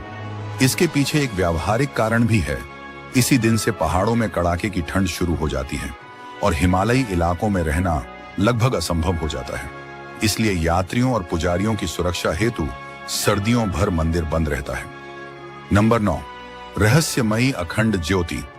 जब द्वार बंद करने की प्रक्रिया शुरू होती है, तो पुजारी विग्रह को सुरक्षित स्थान पर ले जाते हैं। मंदिर को शुद्ध किया जाता है और फिर भीतर एक छोटी सी दीप ज्योति प्रज्वलित की जाती है। और आश्चर्य की बात यह है कि जब 6 महीने बाद कपाट फिर खोले जाते हैं, तो वह दीपक बिल्कुल उसी तरह जलता हुआ पाया जाता है। वर्षों से लोग यह देखकर अचंभित हैं, एक साधारण सा दिया आधा साल कैसे जलता रहता है। भक्त इसे महादेव की प्रत्यक्ष कृपा ही मानते हैं। नंबर 10, वह साधु जो 6 महीने तक मंदिर के भीतर रहा। कई साल पहले एक साधु ने उसी दीपक के रहस्य को जानने की जिज्ञासा में चुपचाप कुछ फल सामग्री के साथ मंदिर के अंदर ही रहने का निश्चय कर लिया। कपाट बंद हुए और वह भीतर ही रह गया। उसने शिव से क्षमा मांगकर कहा, प्रभु, मैं बस आपका एक रहस्य समझना चाहता हूं।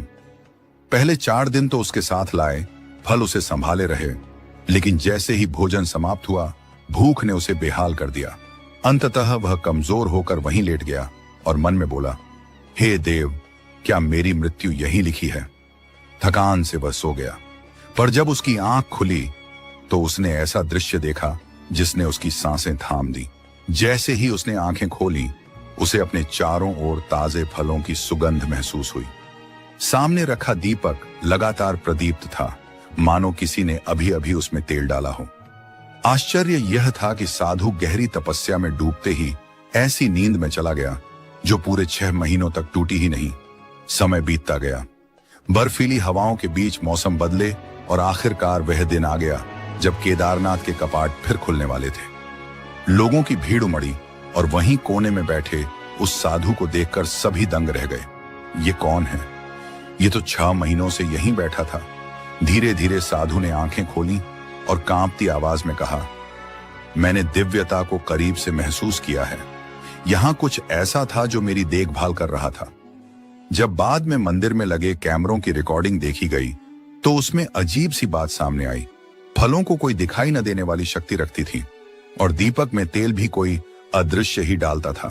तो साथियों, ये थे केदारनाथ धाम से जुड़े वे रहस्य जो सदियों से भक्तों को विस्मित करते आ रहे हैं। उम्मीद है कि यह कहानी आपके दिल को जरूर छू गई होगी। जरूरत बस इतनी है कि आप इसे अपने प्रियजनों के साथ भी साझा करें ताकि वे भी इन अद्भुत घटनाओं से रूबरू हो सकें। कुछ भी कहो, लेकिन यह मानना पड़ेगा, केदारनाथ की धरती पर आज भी शिव की उपस्थिति हर पल महसूस होती है। वहां जाने वाले हर यात्री के हृदय में यही अनुभव गूंजता है। और अब आपकी बारी। आप इन रहस्यों को कैसे देखते हैं? अपनी राय जरूर बताएं। दोस्तों, आज हम जिस पर्वत की रहस्यमयी कहानी सुनने जा रहे हैं वह कोई साधारण पहाड़ी नहीं है। इसे कई लोग एक जिंदा टाइम बम मानते हैं। ऐसा कहा जाता है कि अगर यह कभी फट पड़ा तो केवल पृथ्वी ही नहीं बल्कि पूरा ब्रह्मांड विनाश की आग में जल उठेगा। मान्यता है कि यही वह स्थान है जहां समुद्र मंथन के समय विषपान करने के बाद भगवान शिव ने गहन तपस्या की थी। आज भी वे यहां नीलकंठ रूप में विराजमान हैं। इस अद्भुत स्थान को कहा जाता है नीलकंठ पर्वत। नीलकंठ पर्वत का रहस्य सिर्फ इसकी कठिन चढ़ाई या खतरनाक जलवायु में नहीं छिपा है। इसका रहस्य कहीं गहरा है। यहाँ की रातें किसी चमत्कार से कम नहीं लगती। बिना किसी इंसानी उपस्थिति के शंख और डमरू की ध्वनियां गूंज उठती हैं। स्थानीय लोग मानते हैं कि यह पर्वत जीवित है, यह सांस लेता है, इसकी धड़कनें सुनाई देती हैं। वैज्ञानिकों को यह बातें कल्पना जैसी लगीं, इसलिए नासा ने यहां सैटेलाइट थर्मल स्कैनिंग करवाई। नतीजे चौंकाने वाले थे। पर्वत के कुछ हिस्से समय समय पर गर्म और ठंडे होते पाए गए, बिल्कुल वैसे ही जैसे कोई जीव सांसों के माध्यम से ऊष्मा और शीतलता पैदा कर रहा हो। साल 2023 में वैज्ञानिकों की एक टीम यहां रिसर्च के लिए पहुंची। उनके पास ईएमएफ डिटेक्टर यानी इलेक्ट्रोमैग्नेटिक फ्रीक्वेंसी मापने वाली मशीन थी। लेकिन जैसे ही उन्होंने इसे पर्वत के आधार पर चलाया, डिवाइस जलकर राख हो गई। न कोई सिग्नल, न कोई डाटा, बस गहरा शून्य। यह देख वैज्ञानिक हतप्रभ रह गए और तुरंत वहां से लौट गए। ऐसा पहली बार नहीं हुआ था। 1951 में भारत की एक गुप्त खोजी टीम भी यहां भेजी गई थी। उन्हें पर्वत के ऊर्जा स्रोतों का पता लगाना था, लेकिन उनका अभियान अधूरा ही छोड़ना पड़ा। आधे से ज्यादा सदस्य रहस्यमयी ढंग से लापता हो गए और जो लौटे उनकी मानसिक स्थिति बिगड़ चुकी थी। उनका दावा था कि उन्होंने वहां समय से परे एक ऐसी दिव्य आकृति देखी जो इंसानी नहीं बल्कि पूर्णतः ईश्वरीय थी। साधु संतों की मान्यता है कि पर्वत के भीतर एक अदृश्य मठ है जहां आशियों का एक समूह हजारों वर्षों से निरंतर साधना कर रहा है। ये आशी न सांस लेते हैं, न भोजन करते हैं। वे केवल सूर्य की ऊर्जा और ब्रह्मांडीय तरंगों से जीवित रहते हैं। कहते हैं कि वे तभी प्रकट होते हैं जब पृथ्वी पर बड़ा संकट आने वाला हो।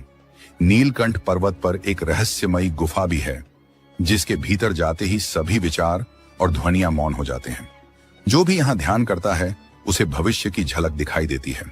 कई लोगों ने यहाँ महाप्रलय के दृश्य देखे, दुनिया जलती हुई, विनाश की लपटें और फिर पर्वत से बाहर निकलते एक दिव्य पुरुष की छवि। ये देव पुरुष कौन हो सकते हैं, शायद आप समझ ही गए होंगे। हाल के वर्षों में यहाँ घटी कुछ घटनाओं को लोग कलयुग के अंत का संकेत मानते हैं। और दोस्तों, ये तो बस शुरुआत है, असली रहस्य अभी बाकी है। लेकिन आगे बढ़ने से पहले आप सबसे एक निवेदन है, सनातन परंपरा से जुड़े इस प्रयास को समर्थन देने के लिए वीडियो को लाइक करें, चैनल को सब्सक्राइब करें और बेल आइकन दबाएं ताकि आपको अगली वीडियो का नोटिफिकेशन तुरंत मिले। तो आइए कमेंट में हर हर महादेव लिखकर इस अद्भुत और रहस्यमय यात्रा की शुरुआत करें। उत्तराखंड की देवभूमि में जहां आकाश अक्सर धुंध से ढका रहता है और हवाओं में अनजानी गूंज सुनाई देती है, वहीं खड़ा है यह दिव्य पर्वत नीलकंठ। यह सिर्फ चट्टानों का ढेर नहीं बल्कि महादेव का ध्यानस्थ स्वरूप है। लगभग 6500 फीट की ऊंचाई पर स्थित यह स्थान अपने आप में एक जीवंत रहस्य है। यह पर्वत अपने भीतर ऐसा रहस्यमयी गढ़ छुपाए हुए है जिसे आधुनिक विज्ञान आज तक समझ नहीं पाया। स्थानीय साधु संतों का मानना है कि यह कोई साधारण पत्थरों का ढेर नहीं, बल्कि स्वयं महादेव का साकार रूप है। इसकी बनावट, इसकी रचना और इसकी गूंजती ध्वनियां मानो किसी जीवित सत्ता की उपस्थिति का आभास कराती हैं। यदि ध्यान से देखा जाए तो यह पर्वत शिव की ध्यानावस्था में विराजमान मूर्ति जैसा प्रतीत होता है। दूर से देखने पर ऐसा लगता है मानो कोई महायोगी अपनी आंखें बंद किए ब्रह्मांड से परे किसी अन्य लोक में लीन हो। ड्रोन कैमरों से लिए गए दृश्यों में इसकी आकृति स्पष्ट रूप से त्रिशूल जैसी दिखाई देती है। 3 नुकीली चोटियां जो सत्व, रज और तम तीनों गुणों का दर्पण है। लेकिन सवाल उठता है, क्या यह प्रकृति की अद्भुत रचना है या फिर किसी दिव्य शक्ति की छाप? स्थानीय तपस्वी मानते हैं कि आज भी भगवान शिव इस पर्वत में गहन तपस्या कर रहे हैं। कहानी मात्र आस्था तक सीमित नहीं है। कई बार मध्य रात्रि में जब संपूर्ण क्षेत्र गहरी नींद में डूबा होता है, पर्वत की छोटी से नीली आभा निकलती देखी गई है, मानो तप की ज्वाला स्वयं वहां से प्रकट हो रही हो। सबसे रहस्यमय तथ्य यह है कि नीलकंठ पर्वत के पास समय मानो ठहर जाता है। यात्रियों और साधकों ने अनुभव किया है कि जब वे यहाँ ध्यान में बैठते हैं तो घड़ी की सुइयां जैसे रुक जाती हैं। उनके लिए 1 घंटा बीतता है, जबकि बाहरी दुनिया में 6 से 7 घंटे बीत चुके होते हैं। यह केवल भ्रम नहीं है, क्योंकि ऐसे कई दृश्य, फोटो और प्रमाण सामने आए हैं जिनमें घड़ियां सचमुच थमी हुई नजर आती हैं। इतना ही नहीं, 2017 में नासा द्वारा किए गए एक हीट मैपिंग सर्वे में इस पर्वत के आसपास असामान्य गर्मी के पैटर्न दर्ज किए गए थे। हैरानी की बात यह है कि इस क्षेत्र में किसी भी प्रकार की ज्वालामुखीय गतिविधि मौजूद नहीं है, फिर भी पर्वत मानो सांस ले रहा हो। उसकी सतह से बार बार ऊर्जा निकलती महसूस होती है।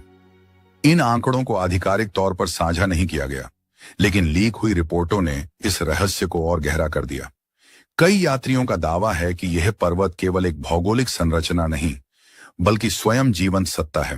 कहा जाता है कि यह पर्वत केवल एक चट्टान नहीं, बल्कि अपनी शक्ति को छिपाने वाला एक जीवित रहस्य है। कई बार साफ आसमान के बावजूद यह अचानक घने बादलों की चादर में लिपट जाता है और फिर कुछ ही पलों में साफ दिखाई देने लगता है। इन बादलों की गति इतनी विचित्र होती है कि देखने वाला अनायास ही भय से भर जाता है। लगता है जैसे कोई अदृश्य शक्ति स्वयं को नजरों से छुपा रही हो। साल 2023 में यहां कुछ ऐसा घटा जिसने पूरे इलाके को हिला दिया। आधी रात ठीक 3:13 7 गांवों के लोगों ने एक अद्भुत दृश्य देखा। नीलकंठ पर्वत की छोटी से अचानक सुनहरी रोशनी का विस्फोट हुआ, मानो क्षण भर के लिए सूरज रात में ही उदित हो गया हो। आश्चर्य की बात यह थी कि न कोई आवाज, न धमाका, सिर्फ झिलमिलाता प्रकाश जिसने पूरे आकाश को चीर दिया। गांव वालों ने इसका वीडियो बनाने की कोशिश की, लेकिन कुछ ही समय बाद कई मोबाइल रहस्यमय तरीके से खराब हो गए या उनका डाटा मिट गया। वैज्ञानिक टीमें पहुंची, पर सरकार की ओर से कोई आधिकारिक बयान आज तक नहीं दिया गया। मानो कोई अदृश्य शक्ति खुद नहीं चाहती कि यह रहस्य सबके सामने आए। नीलकंठ पर्वत को लोग केवल भूगोल की रचना नहीं, बल्कि एक जीवित ऊर्जा मानते हैं। कई साधक कहते हैं कि यह किसी ब्रह्मांडीय द्वार की तरह है, जिसे समझने के लिए सिर्फ विज्ञान नहीं, बल्कि आस्था और साधना की आवश्यकता है। जो लोग पर्वत की तलहटी में मौन साधकर आंखें बंद करते हैं, वे भीतर से गूंजती अनजानी ध्वनियों का अनुभव करते हैं। यह ध्वनियां किसी प्राचीन मंत्रोच्चारण जैसी प्रतीत होती हैं, मानो कोई महायोगी समाधि में बैठकर अदृश्य लोकों से संवाद कर रहा हो। सबसे रहस्यमय दृश्य सावन के महीने में सामने आता है, जब पर्वत की ऊपरी चट्टानों पर त्रिनेत्र जैसी आकृति स्वयं उभरने लगती है। कुछ दिनों तक दिखाई देने के बाद यह धीरे धीरे विलीन हो जाती है। इसे न तो किसी ने उकेरा, न किसी ने बनाया। भक्त मानते हैं कि यह भगवान शिव का प्रतीक है, जो आज भी इस पर्वत की रक्षा कर रहे हैं। कुछ वर्ष पहले एक वीडियो ने सनसनी फैला दी थी। उसमें पर्वत की छोटी से सांप जैसी ऊर्जा निकलकर आसमान की ओर उठती हुई दिखाई दी थी।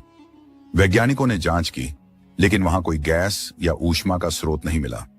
कई साधकों ने इसे जागृत हुई कुंडलिनी शक्ति बताया। स्थानीय निवासियों का मानना है कि नीलकंठ पर्वत के भीतर साधना में लीन आत्माएं रहती हैं। ये आत्माएं न तो भूत हैं, न प्रेत, बल्कि वे आर्षि मुनि हैं, जिन्होंने मृत्यु के बाद भी यह स्थान नहीं छोड़ा। जंगलों में घूमते साधु सन्यासियों ने कई बार धुंधली आकृतियां देखी हैं। कुछ तो लौट आए, पर कुछ कभी वापस नहीं आए। सबसे चौंकाने वाली घटना तब हुई जब 30 साल पहले लापता एक साधु अचानक उसी स्थान पर दिखाई दिया। हैरानी की बात यह थी कि उसकी उम्र, चेहरा और त्वचा बिल्कुल वैसी ही थी जैसी उसके गायब होने के समय थी, मानो समय ने उसके लिए रुक ही गया हो। यह है नीलकंठ पर्वत का रहस्य, एक ऐसा स्थान जहां विज्ञान के तर्क मौन हो जाते हैं और आस्था, ध्यान और तप ही सच्चाई को छू पाते हैं। कई दशक पहले एक साधु दिखाई दिया था। उसके चेहरे पर न झुर्रियों का कोई निशान था और न ही शरीर पर उम्र का कोई असर। बस बदलाव इतना था कि उसकी वाणी अब एक अजीब, अपरिचित भाषा में ढल चुकी थी। स्थानीय लोग उसकी बोली को समझ नहीं पाए। उसने यह भी नहीं बताया कि इतने वर्षों तक वह कहां लुप्त रहा, पर उसकी आंखों में झलकता गहरा खालीपन ऐसा था मानो वह किसी और लोक से होकर लौटा हो। हर सावन में साधु सन्यासी इस पर्वत की ओर जाते हैं, मगर उनमें से कई ऐसे होते हैं जो कभी वापस नहीं आते। न उनका शव मिलता है, न कपड़े, न कोई पहचान। ऐसा लगता है मानो वे किसी गुप्त दरार से किसी अनजान आयाम में प्रवेश कर गए हों। क्या यह नीलकंठ पर्वत सच में किसी रहस्यमय द्वार का रक्षक है जो अपने समय पर खुलता और फिर बंद हो जाता है? इस रहस्य को और गहरा बना देती हैं यहाँ की गुफाएं। कुछ गुफाएं वर्षों तक खुली रहती हैं और अचानक एक रात मानो अदृश्य शक्ति से बंद हो जाती है। फिर लंबे समय बाद किसी तपस्वी को ही उनके दर्शन होते हैं। इन गुफाओं का रास्ता सामान्य लोगों के लिए नहीं, केवल उन लोगों के लिए है जो किसी दिव्य ज्ञान से संपन्न हों। एक शोध अभियान ने जब इन गुफाओं की जांच करने की कोशिश की तो अचानक उनके सारे यंत्र ठप हो गए। कैमरे बंद हो गए, जैसे किसी अदृश्य शक्ति ने उन्हें चेतावनी दी हो, आगे मत बढ़ो। 2025 की शुरुआत में वैज्ञानिकों ने दोबारा प्रयास किया और पर्वत के पास ड्रोन भेजा, लेकिन कुछ ही मिनटों में वह ड्रोन दुर्घटनाग्रस्त हो गया।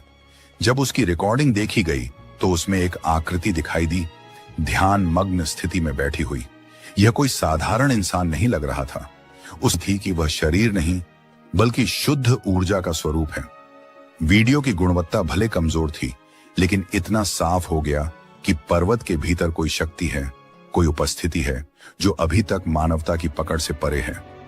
यही कारण है कि इस पर्वत को प्राचीन काल से स्वर्ग द्वार कहा जाता है। मान्यता है कि यहाँ एक ऐसा दिव्य मार्ग है जो केवल विशेष साधना और समय के अनुसार ही खुलता है। कहा जाता है कि वह द्वार किसी साधारण लोक का हिस्सा नहीं, बल्कि स्वयं देवलोक की राह है।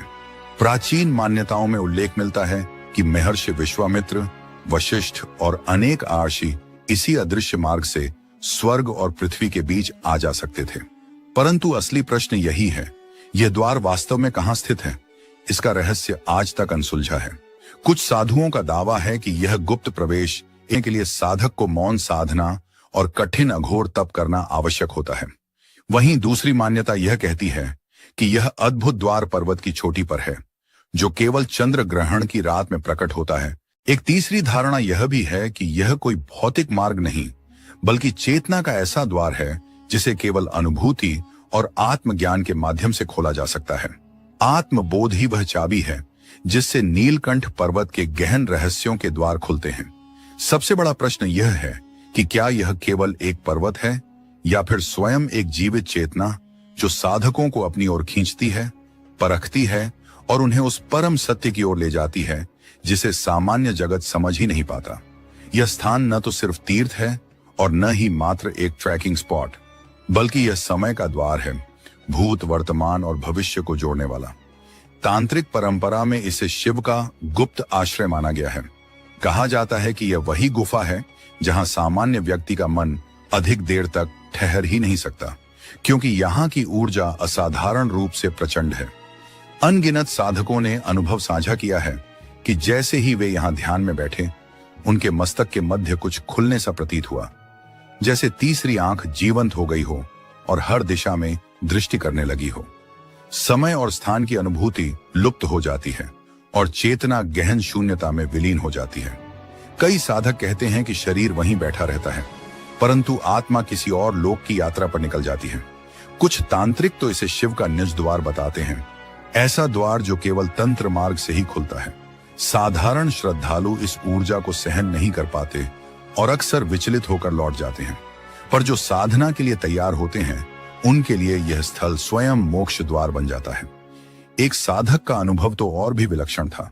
ध्यान की अवस्था में उसने अचानक देखा कि एक वृद्ध संत 4-5 फीट हवा में स्थिर होकर बैठे थे। उनका शरीर हिल भी नहीं रहा था और नेत्र बंद थे। जब साधक पास पहुंचा तो वे धीरे धीरे नीचे उतरे और आंखें खोलीं। उन नेत्रों में मानो पूरा ब्रह्मांड घूमता दिखाई दे रहा था। इसी तरह एक अन्य साधक ध्यान में इतना गहरे उतर गया कि उसका शरीर कठोर होकर पत्थर सा बन गया। आज भी वहां एक रहस्यमय मूर्ति रखी है जिसे कोई छूता तक नहीं। मान्यता है कि वह मूर्ति दरअसल यह पर्वत साधना की ज्वाला में तपकर पत्थर के रूप में प्रकट हुआ है। एक बार एक साधक ने हिमाच्छादित शिखरों के बीच बैठकर तांत्रिक क्रिया आरंभ की। चारों ओर जमा बर्फ मानो मृत्यु का आलिंगन कर रही थी। तापमान 0 से भी नीचे था, लेकिन कुछ ही घंटों में उस स्थान की सारी बर्फ अचानक पिघलने लगी। एक और कथा सुनाई जाती है। एक साधक विशेष बीज मंत्र का जाप कर रहा था। जैसे ही उसकी ध्वनि पर्वत से टकराई, मानो सामने खड़ा पत्थर जीवित हो उठा। वातावरण में एक अदृश्य कंपन गूंजने लगा, जैसे कोई चेतन शक्ति केवल उसी तरंग पर जागृत हो गई हो। सबसे हाल की घटना 2024 में सामने आई। एक युवक प्रसिद्धि की चाह में यहां आया और कैमरे के सामने ध्यान में बैठ गया। प्रारंभ में सब सामान्य लगा, लेकिन कुछ क्षणों बाद उसकी देह कांपने लगी। चेहरे पर भय की रेखाएं उभर आईं और वह चिल्लाता हुआ वहां से भाग गया। बाद में उसने बताया, वहां कोई था जो मुझे घूर रहा था, मेरे भीतर झांक रहा था। उसका वीडियो सोशल मीडिया पर तेजी से फैल गया। यही कारण है कि नीलकंठ को केवल तीर्थ नहीं, बल्कि ऊर्जा का केंद्र और जीवित चेतना का स्थान कहा जाता है। यहाँ ध्यान करना मानो शिव से प्रत्यक्ष संवाद करना है। यहाँ आना अपने ही भीतर छिपे अनंत से मिलना है। इस पर्वत पर कई ऐसी घटनाएं घटती हैं जो तर्क और विज्ञान की सीमाओं को तोड़कर विश्वास की दुनिया में प्रवेश कर जाती हैं। यहाँ की अनुभूतियां इतनी रहस्यमय हैं कि आधुनिक विज्ञान भी खामोश हो जाता है। साधकों का अनुभव है कि नीलकंठ पर मौन की भाषा चलती है। यहाँ शब्दों की आवश्यकता नहीं होती। विचार, भाव और ये वह भाषा है जो सीधे मन और आत्मा को जोड़ देती है। एक बार एक 7 वर्षीय बालक अपने माता पिता संग यहाँ आया। अचानक वह पर्वत की ओर भागा और 2 घंटे तक गायब रहा। जब लौटा तो उसकी आंखों में गहराई थी और वह किसी अनजान बोली में बात कर रहा था। भाषा विशेषज्ञों ने जांच की और पाया कि वह संस्कृत निष्ठ देववाणी बोल रहा था, एक ऐसी भाषा जो वैदिक युग में ही प्रचलित थी। साल 2019 में एक प्रसिद्ध वैज्ञानिक शोध हेतु यहाँ पहुंचे, पर लौटने के बाद उनका व्यक्तित्व पूरी तरह बदल चुका था। उनका रूप, वाणी और आचरण सब कुछ मानो किसी अन्य लोक की छाप से भर गया हो। उसने सब कुछ त्याग कर संन्यास का मार्ग अपना लिया और आजकल हिमालय की गोद में एक ब्रह्मचारी की तरह जीवन बिता रहा है। उसका कहना है कि वहां ऐसा अनुभव हुआ जो शब्दों से परे है, मानो उसे अपने ही असली स्वरूप का साक्षात्कार हो गया हो। नीलकंठ पर्वत से जुड़ी एक और विचित्र कथा भी प्रचलित है। कहा जाता है कि एक अमर साधु पिछले 300 वर्षों से भी अधिक समय से उसी देह में विचरण कर रहे हैं। वे केवल नीलकंठ क्षेत्र में ही दिखाई देते हैं। कई लोगों ने उन्हें अपनी आंखों से देखा है, लेकिन कोई भी उनका पीछा करने में सफल नहीं हो पाया। वे अचानक प्रकट होते हैं और उसी रहस्यमय ढंग से ओझल हो जाते हैं। यहाँ एक अद्भुत शिला भी है जिसे भविष्य दर्शाने वाला पत्थर कहा जाता है। मान्यता है कि इसके सामने ध्यान लगाने वाला व्यक्ति आने वाली घटनाओं की झलक देख सकता है। अनेक साधक और यात्री बताते हैं कि जब उन्होंने इसकी ओर मुख करके ध्यान लगाया तो उनकी आंखें बंद होते ही उनके जीवन या संसार के भविष्य के दृश्य उनके भीतर प्रकट होने लगे। एक और आश्चर्यजनक घटना की चर्चा भी होती है। कहा जाता है कि एक साधक 7 दिनों तक बिना किसी सहारे के हवा में मंडराता रहा। यह घटना एक स्थानीय आश्रम के निकट हुई थी। वहां उपस्थित लोगों ने देखा कि वह धीरे धीरे ऊपर उठा और लगभग 3 फुट की ऊंचाई पर स्थिर हो गया। न रस्सी थी, न कोई उपकरण। फिर भी वह पूरे 7 दिन तक उसी स्थिति में रहा और बाद में धीरे धीरे नीचे उतर आया। इस रहस्यमयी दृश्य का साक्षात्कार सैकड़ों लोगों ने किया और इसका वीडियो आज भी इंटरनेट पर देखा जा सकता है। यह पर्वत साधारण नहीं है, इसे देवताओं की जीवित उपस्थिति का केंद्र माना जाता है। श्रद्धालु कहते हैं कि यह केवल एक शिला पर्वत नहीं, बल्कि स्वयं भोलेनाथ का मूर्त स्वरूप है। स्थानीय साधकों का विश्वास है कि यहां आज भी अदृश्य रूप में नंदी महाराज शिव द्वार पर पहरा दे रहे हैं। कई लोग बताते हैं कि रात्रि के सन्नाटे में उन्होंने भारी पदचाप और गूंजती गर्जना सुनी, परंतु वहां कोई दिखाई नहीं देता। हर साल सावन के पावन महीने में एक अद्भुत दृश्य प्रकट होता है। एक विशेष चट्टान पर धीरे धीरे देवी पार्वती की आकृति उभरने लगी, परंतु यह आकृति क्षण भर में ही लुप्त हो जाती है, जैसे केवल श्रद्धा और भक्ति की आंखें ही इसे देख सकती हैं। कहा जाता है कि यह वही भूमि है जहां सप्तर्षियों ने तपस्या की थी और ब्रह्म ज्ञान का अनुसंधान किया था। यहाँ की शिलाओं और वृक्षों से आज भी अद्भुत ऊर्जा प्रस्फुटित होती है। सच्चा साधक जब यहाँ ध्यान लगाता है तो उसे इन महर्षियों की उपस्थिति का आभास मिलता है। स्थानीय लोग रात के समय विचित्र घटनाओं के साक्षी बने हैं। वे कहते हैं कि उन्होंने बांसुरी और वीणा की मधुर ध्वनियां सुनी हैं, जैसे कोई गंधर्व या अप्सरा संगीत साधना में लीन हो। कई बार पर्वत की ढलानों पर चांदनी में झिलमिलाती रहस्यमयी आकृतियां दिखती हैं, मानो अप्सराएं नृत्य कर रही हों। लेकिन पास जाने पर सब कुछ अचानक शांत हो जाता है। इस क्षेत्र में अनंत नाग नामक एक दिव्य प्राणी का भी उल्लेख मिलता है।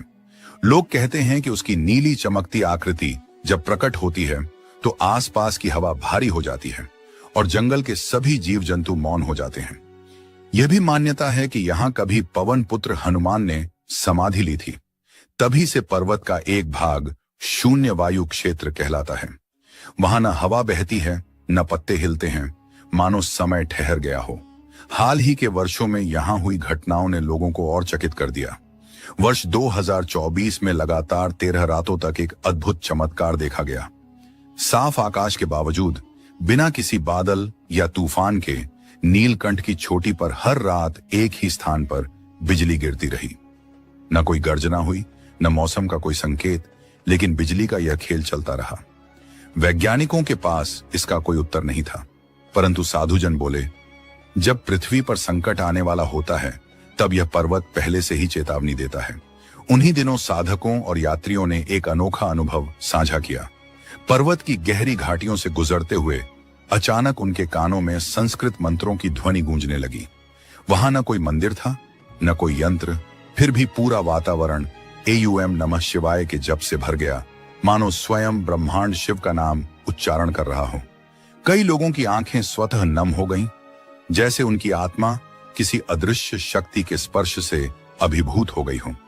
जो पर्वतारोही शिखर की ओर बढ़े, उन्होंने एक और विचित्र घटना देखी। उनके कंपास अनियंत्रित होकर घूमने लगे, उत्तर की जगह दक्षिण दिखाने लगे। जीपीएस और अन्य उपकरण अचानक निष्क्रिय हो गए। ऐसा प्रतीत हुआ मानो कोई रहस्यमय ऊर्जा उनके साधनों से खेल रही हो और दिशाओं का भ्रम पैदा कर रही हो। यह साधारण पर्वतीय भूभाग नहीं, बल्कि किसी चेतन शक्ति से संचालित क्षेत्र लगता था।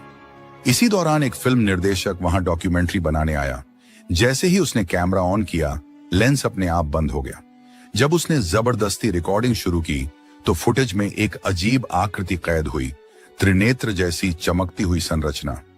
ऐसा प्रतीत हुआ मानो कोई अदृश्य सत्ता यह संकेत दे रही हो कि तुम्हें देखा जा रहा है। यह दृश्य देखकर पूरी टीम भयभीत हो गई और तुरंत वहां से लौटने में ही अपनी भलाई समझी। क्या आपने कभी सोचा है कि धरती पर कोई ऐसा स्थान भी हो सकता है जहां समय की धारा जैसे रुक जाए, जहां पत्थरों की खामोशी किसी अनकही दास्तान को समेटे बैठे हों और गुफाएं मानो अज्ञात इतिहास के द्वार खोलती हों। यह कोई साधारण जगह नहीं, बल्कि वही पावन धाम है जिसे देवताओं का निवास कहा गया है, गिरनार पर्वत। गिरनार केवल अपनी ऊंची चोटियों और प्राकृतिक सौंदर्य के कारण ही प्रसिद्ध नहीं है, बल्कि इसकी तहों में वे रहस्य दफन हैं जिन्हें सुनते ही रोंगटे खड़े हो जाते हैं। कहा जाता है कि यहाँ की गुफाओं में ऐसी अदृश्य शक्ति मौजूद है जो समय पर भी नियंत्रण रख सकती है। कई यात्री बताते हैं कि जब वे इन गुफाओं में गए और बाहर निकले तो पाया कि वर्षों का समय गुजर चुका है। यह केवल एक भ्रम था या सचमुच किसी अलौकिक शक्ति का खेल, यह आज भी अनसुलझा सवाल है। और फिर आती हैं गिरनार की लगभग 10,000 सीढ़ियां, जिन्हें चढ़ते समय लोग अक्सर महसूस करते हैं कि कोई अनजानी ताकत उनके कदमों को रोक रही है। प्रश्न उठता है, क्या यह पर्वत किसी दिव्य साधना का केंद्र रहा है, या यहाँ कोई ऐसा रहस्य छिपा है जिसे सदियों से दुनिया से बचाकर रखा गया है? गिरनार की गोरखनाथ गुफा और कालिका मंदिर की रातें आज भी रहस्यमयी घटनाओं से भरी रहती हैं। स्थानीय लोग कहते हैं कि कभी अचानक मशालें स्वयं प्रज्वलित हो उठती हैं, कभी बिना किसी के दिखाई दिए कदमों की आहट सुनाई देती है और कभी वातावरण अनजानी आवाजों से गूंज उठता है। यह अनुभव श्रद्धा और भय दोनों को एक साथ जगा देते हैं। तो क्या आप तैयार हैं इस रहस्यमय यात्रा पर चलने के लिए? क्या आप उन रहस्यों को जानना चाहेंगे जो युगों से अंधकार में छिपे हुए हैं? क्योंकि गिरनार केवल एक पर्वत नहीं, बल्कि वह पहेली है जो आपकी सोच की सीमाओं को तोड़ सकती है। गुजरात के जूनागढ़ शहर से लगभग 4 किलोमीटर की दूरी पर स्थित यह पर्वत, जिसे गिरिनगर और रेवत पर्वत भी कहा जाता है, न सिर्फ गुजरात की सबसे ऊंची चोटी है, बल्कि हिंदू और जैन दोनों परंपराओं के लिए पवित्र तीर्थ है। यहाँ की यात्रा के दौरान घने जंगल, शीतल हवाएं और सन्नाटा आपको किसी दूसरी ही दुनिया में ले जाते हैं। यह स्थान केवल घूमने का स्थल नहीं, बल्कि वह भूमि है जहां महान ऋषि मुनियों ने तपस्या की, जहां देवताओं के चरण पड़े और जहां आज भी रहस्यमय घटनाएं घटित होती हैं। कहा जाता है कि पर्वत की गुफाओं और चट्टानों में ऐसे राज छिपे हैं जिन्हें आधुनिक विज्ञान भी समझ पाने में असफल रहा है। रात ढलते ही यहाँ विचित्र ध्वनियां सुनाई देती हैं, कभी बांसुरी जैसी मधुर तान तो कभी ढोलक की लय। 2015 में कुछ पर्यटकों ने दावा किया कि उन्होंने आधी रात को ये आवाजें सुनी, लेकिन आसपास कोई दिखाई नहीं दिया। जब उन्होंने अगले दिन स्थानीय लोगों से पूछा तो जवाब मिला, यह देवताओं की उपस्थिति का संकेत है। लेकिन रहस्य यहीं खत्म नहीं होता। कई यात्रियों ने कहा कि जब वे सीढ़ियां चढ़ रहे थे, उन्हें ऐसा लगा मानो कोई अदृश्य शक्ति उन्हें रोक रही हो। यह केवल मन का भ्रम था या किसी परालौकिक सत्ता का प्रमाण? यह प्रश्न आज भी अनुत्तरित है। इन 10,000 सीढ़ियों के बारे में एक और कथा प्रचलित है। माना जाता है कि किसी महान तपस्वी ने इन्हें साधना के समय बनाया था और ये सीढ़ियां पृथ्वी और स्वर्ग के बीच एक रहस्यमय सेतु का प्रतीक है। गिरनार पर्वत जितना प्राचीन है, उतना ही गहन और रहस्यमय भी। इसकी गहराइयों में उतरना केवल एक यात्रा नहीं, बल्कि ऐसा अनुभव है जो आपकी कल्पना से कहीं अधिक अद्भुत साबित हो सकता है। मान्यता है कि इन सीढ़ियों का जन्म देवताओं और असुरों के बीच हुए एक अनोखे समझौते से हुआ। कथा के अनुसार भगवान दत्तात्रेय समेत कई देवता यहां तप में लीन थे, लेकिन असुर बार बार आक्रमण करने लगे। हर बार देवताओं ने उन्हें पराजित किया। अंततः असुरों के राजा ने संधि का प्रस्ताव रखा कि वे आक्रमण नहीं करेंगे। इसी समझौते का प्रतीक हैं ये सीढ़ियां, जो आज भी पृथ्वी और दिव्यता के बीच एक रहस्यमयी सेतु के रूप में विद्यमान है। गिरनार पर्वत आज भी केवल एक पर्वत नहीं, बल्कि रहस्यों का वह द्वार है जो हर साधक और यात्री को अपनी ओर खींचता है। देवताओं ने शर्त रखी कि वे मार्ग तो देंगे, पर एक कसौटी के साथ। उन्होंने कहा, हम तुम्हारे लिए 10,000 सीढ़ियां गढ़ेंगे, किंतु यह सीढ़ियां तभी सार्थक होंगी जब कोई साधक उन्हें पार कर सच्चे अर्थों में मुक्ति प्राप्त करेगा। समय बीता और एक ऋषि, जिनका नाम अमृतानंद था, गिरनार की इस कठिन साधना यात्रा पर आए। उन्होंने दृढ़ निश्चय किया कि वे संपूर्ण 10,000 सीढ़ियां चढ़ेंगे। परंतु जब उनका सफर 5,000वीं सीढ़ी तक पहुंचा तो शरीर ने जवाब देना शुरू कर दिया। उसी क्षण आकाश से एक अनदेखी ध्वनि गूंजी, तुम्हारा प्रयोजन क्या है? ऋषि ने विनम्रता से उत्तर दिया, मैं मोक्ष की तलाश में आया हूं। तब वह अदृश्य वाणी बोली, मोक्ष केवल तब मिलता है जब इच्छाएं शांत हो जाएं और मन पूर्णतः निर्मल हो। यदि तुम अपने भीतर के मोह को त्याग सकते हो तो आगे बढ़ो। ऋषि अमृतानंद ने मन से समस्त सांसारिक आसक्तियों का परित्याग किया और संकल्प के साथ आगे बढ़ते रहे। जैसे ही उन्होंने 10,000वीं सीढ़ी को पार किया, उनके सामने दिव्य ज्योति प्रकट हुई और वहीं उन्हें मुक्ति का अनुभव हुआ। आज भी गिरनार की ये सीढ़ियां श्रद्धा और रहस्य का केंद्र मानी जाती हैं। विश्वास है कि जो भी साधक अथवा यात्री सच्चे मन और निष्ठा से इन्हें पार करता है, उसे अनजानी शक्तियों का आशीर्वाद मिलता है। परंतु रहस्य यहीं समाप्त नहीं होते। अनेक यात्रियों ने अनुभव किया है कि सीढ़ियां चढ़ते समय उनके पीछे किसी के कदमों की आहट आती है, मगर पीछे मुड़कर देखने पर कोई दिखाई नहीं देता। यहां तक कि वर्ष 2013 में एक यात्री ने बताया कि रात के समय अकेले चढ़ते हुए उसने स्पष्ट महसूस किया कि कोई उसके पीछे पीछे चल रहा है। भयभीत होकर जब उसने मुड़कर देखा तो वहां शून्य था और जब उसने यह अनुभव स्थानीय साधुओं से साझा किया तो वे बस मुस्कुराए, मानो वे इस रहस्य से भली भांति परिचित हों। क्या आप जानते हैं कि गिरनार पर्वत सिर्फ एक धार्मिक तीर्थ ही नहीं बल्कि आत्मा और विश्वास की परीक्षा का स्थल भी माना जाता है। मान्यता है कि यहां अदृश्य शक्तियां साधकों की निष्ठा और साहस को परखती हैं। वे किसी को रोकती नहीं, लेकिन उनके विश्वास की कसौटी अवश्य लेती हैं।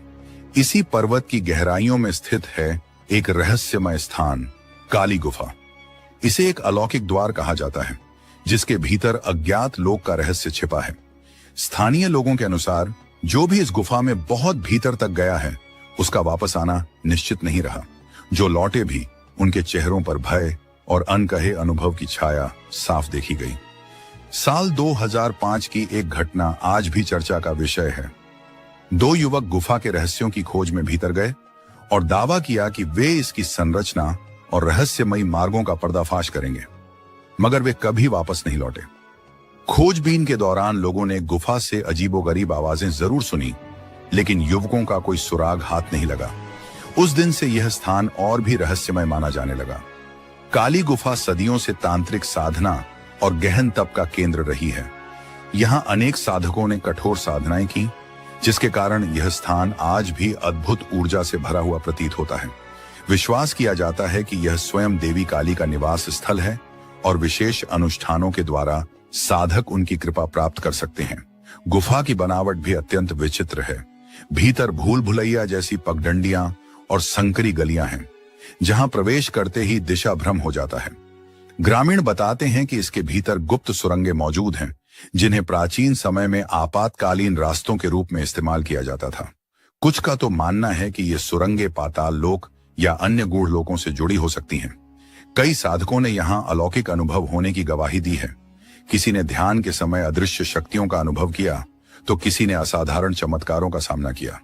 यही कारण है कि स्थानीय लोगों की नजर में यह गुफा आज भी रहस्य और दिव्यता का अद्भुत संगम है। गिरनार की काली गुफा को लेकर स्थानीय लोगों के बीच गहरी मान्यताएं जुड़ी हुई हैं। कहा जाता है कि यहाँ की रहस्यमयी शक्तियां बाहरी व्यक्तियों को अपने भीतर समाहित नहीं करती। कई लोग इसे मां काली के क्रोध का प्रतीक मानते हैं, तो कुछ इसे प्रकृति के अनसुलझे रहस्य के रूप में देखते हैं। सच यह है कि यह गुफा आज भी रहस्य, अध्यात्म और प्राचीन इतिहास का जीवन प्रतीक बनी हुई है। लेकिन गिरनार की कहानियां यहीं खत्म नहीं होती। यहां स्थित है गोरखनाथ मंदिर, जिसे महान योगी गुरु गोरखनाथ की तपस्थली माना जाता है। लोक कथाओं के अनुसार इसी स्थान पर उन्होंने कठिन साधना कर दिव्य सिद्धियां प्राप्त की थीं। यही कारण है कि यह मंदिर अदृश्य शक्ति और आध्यात्मिक तेज का केंद्र माना जाता है। मंदिर की सबसे चौंकाने वाली बात है वह अखंड ध्वनि, एक पवित्र ज्योति जो अनादिकाल से लगातार जल रही है। भक्तों का विश्वास है कि इसकी राख में अद्भुत औषधीय गुण छिपे हैं, जो असाध्य रोगों को भी मिटा सकते हैं। कहा जाता है कि इसी स्थान पर साधक आत्मा और शरीर को अलग करने जैसी विलक्षण साधना का अभ्यास करते हैं। यहाँ की ऊर्जाएं इतनी तीव्र और सूक्ष्म हैं कि हर व्यक्ति उन्हें महसूस नहीं कर पाता। कई श्रद्धालुओं ने दावा किया है कि उन्होंने मंदिर प्रांगण में रहस्यमयी घंटियों की आवाज सुनी, जबकि वहां कोई मौजूद नहीं था।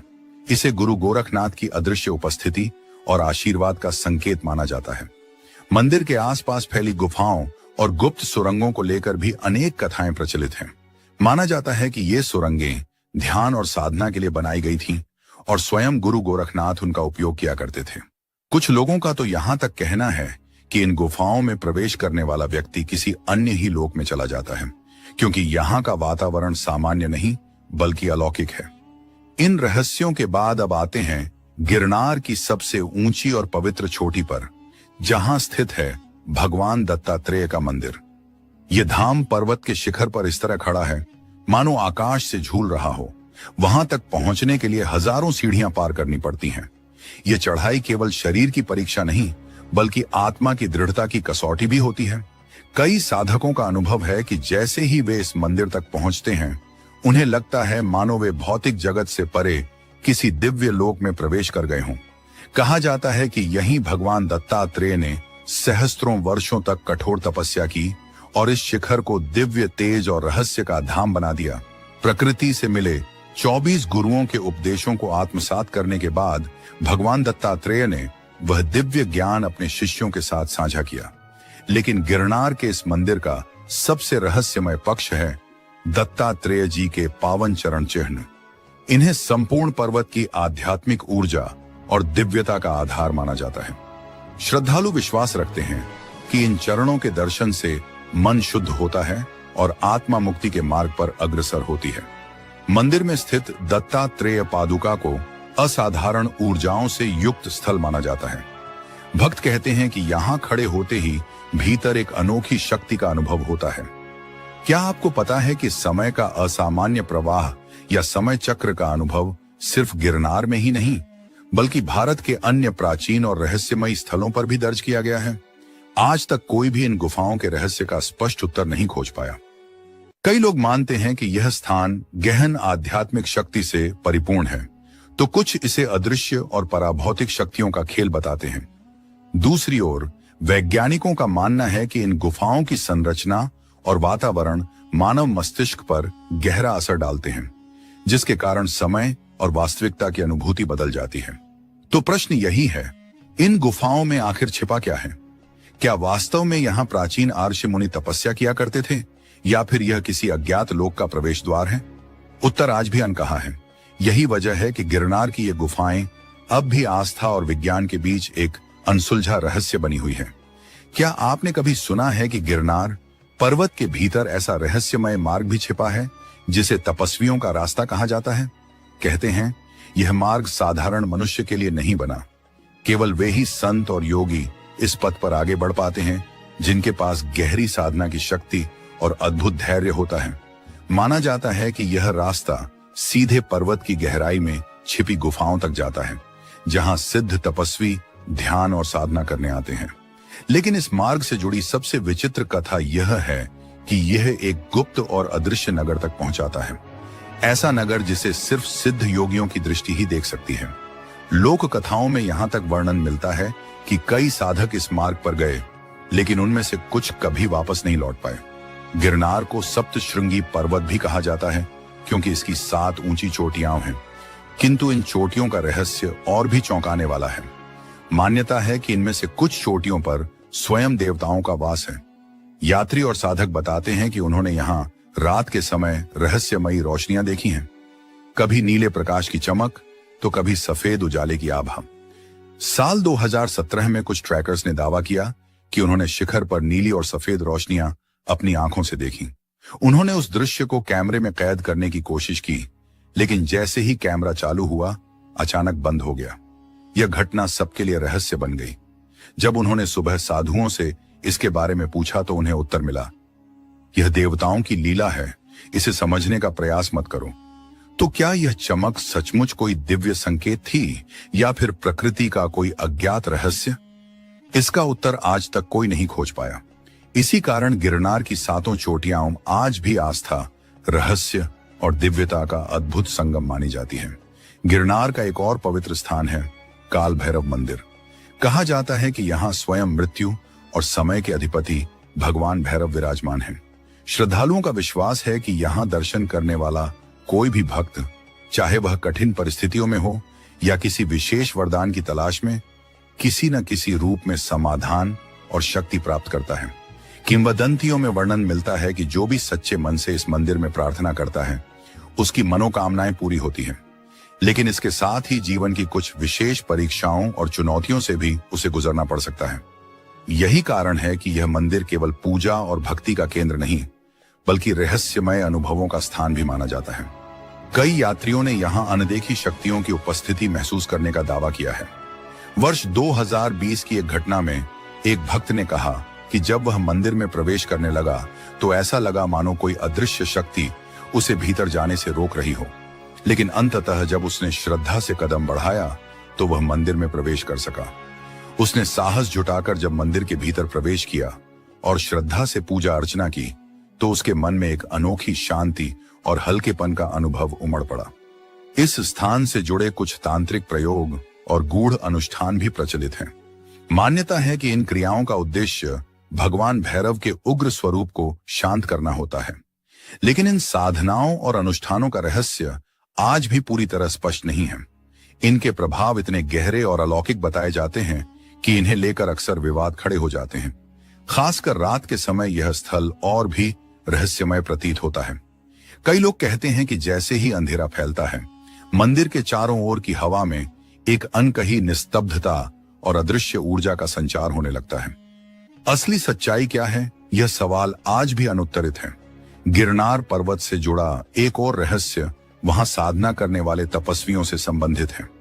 यात्रियों ने कई बार सफेद वस्त्रधारी साधुओं को गहन ध्यान में लीन देखा है, लेकिन जैसे ही कोई उनके पास पहुंचा, वे साधु अचानक दृष्टि से ओझल हो गए। वर्ष 2018 में एक पर्यटक समूह ने भी ऐसी विचित्र घटना का सामना किया था। स्थानीय मान्यता है कि ये वे ही आत्माएं हैं जिन्होंने अपने जीवन काल में कठिन साधनाओं के माध्यम से उच्चतम सिद्धियां प्राप्त की थीं। शरीर त्यागने के बाद भी उनकी चेतना इस पर्वत पर विद्यमान मानी जाती है। जब ये परछाइयां प्रकट होती हैं तो वातावरण अचानक परिवर्तित हो जाता है। तेज हवाएं चलने लगती हैं या फिर चारों ओर एक रहस्यमय ऊर्जा का संचार महसूस होता है। गिरनार पर्वत की परिक्रमा करने वाले श्रद्धालु अक्सर यह अनुभव करते हैं कि मानो कोई अदृश्य शक्ति उनके साथ चल रही हो। यह परिक्रमा मात्र धार्मिक कर्मकांड नहीं, बल्कि एक गहन आध्यात्मिक यात्रा है जिसमें हर वर्ष लाखों श्रद्धालु सम्मिलित होते हैं। लोक कथाओं के अनुसार इस पर्वतमाला में 3 करोड़ देवताओं का निवास माना जाता है। लगभग 40 किलोमीटर लंबी परिक्रमा पूरी करने वाला साधक मोक्ष की ओर अग्रसर होता है। इस यात्रा का प्रारंभ और समापन दोनों ही पर्वत के तल पर स्थित पावन भवनाथ महादेव मंदिर से होता है। परंपरा है कि कार्तिक मास की एकादशी को यह यात्रा आरंभ की जाती है। कहा जाता है कि प्राचीन समय में भगवान श्री कृष्ण ने भी अपनी बहन सुभद्रा का विवाह अर्जुन से कराते समय इसी दिन इस दिव्य परिक्रमा का आयोजन किया था। गिरनार की परिक्रमा सदियों से श्रद्धालुओं के लिए एक पवित्र अनुष्ठान मानी जाती है। इसका समापन बोर देवी नामक पावन स्थल पर होता है। मान्यता है कि इसी स्थान पर पूर्णिमा के दिन अर्जुन और सुभद्रा का दिव्य विवाह संपन्न हुआ था। समय के प्रवाह के साथ हेजा भगत और उनके 10 साथियों ने भी इस कठिन यात्रा को पूरा कर इस परंपरा को और लोकप्रिय बना दिया।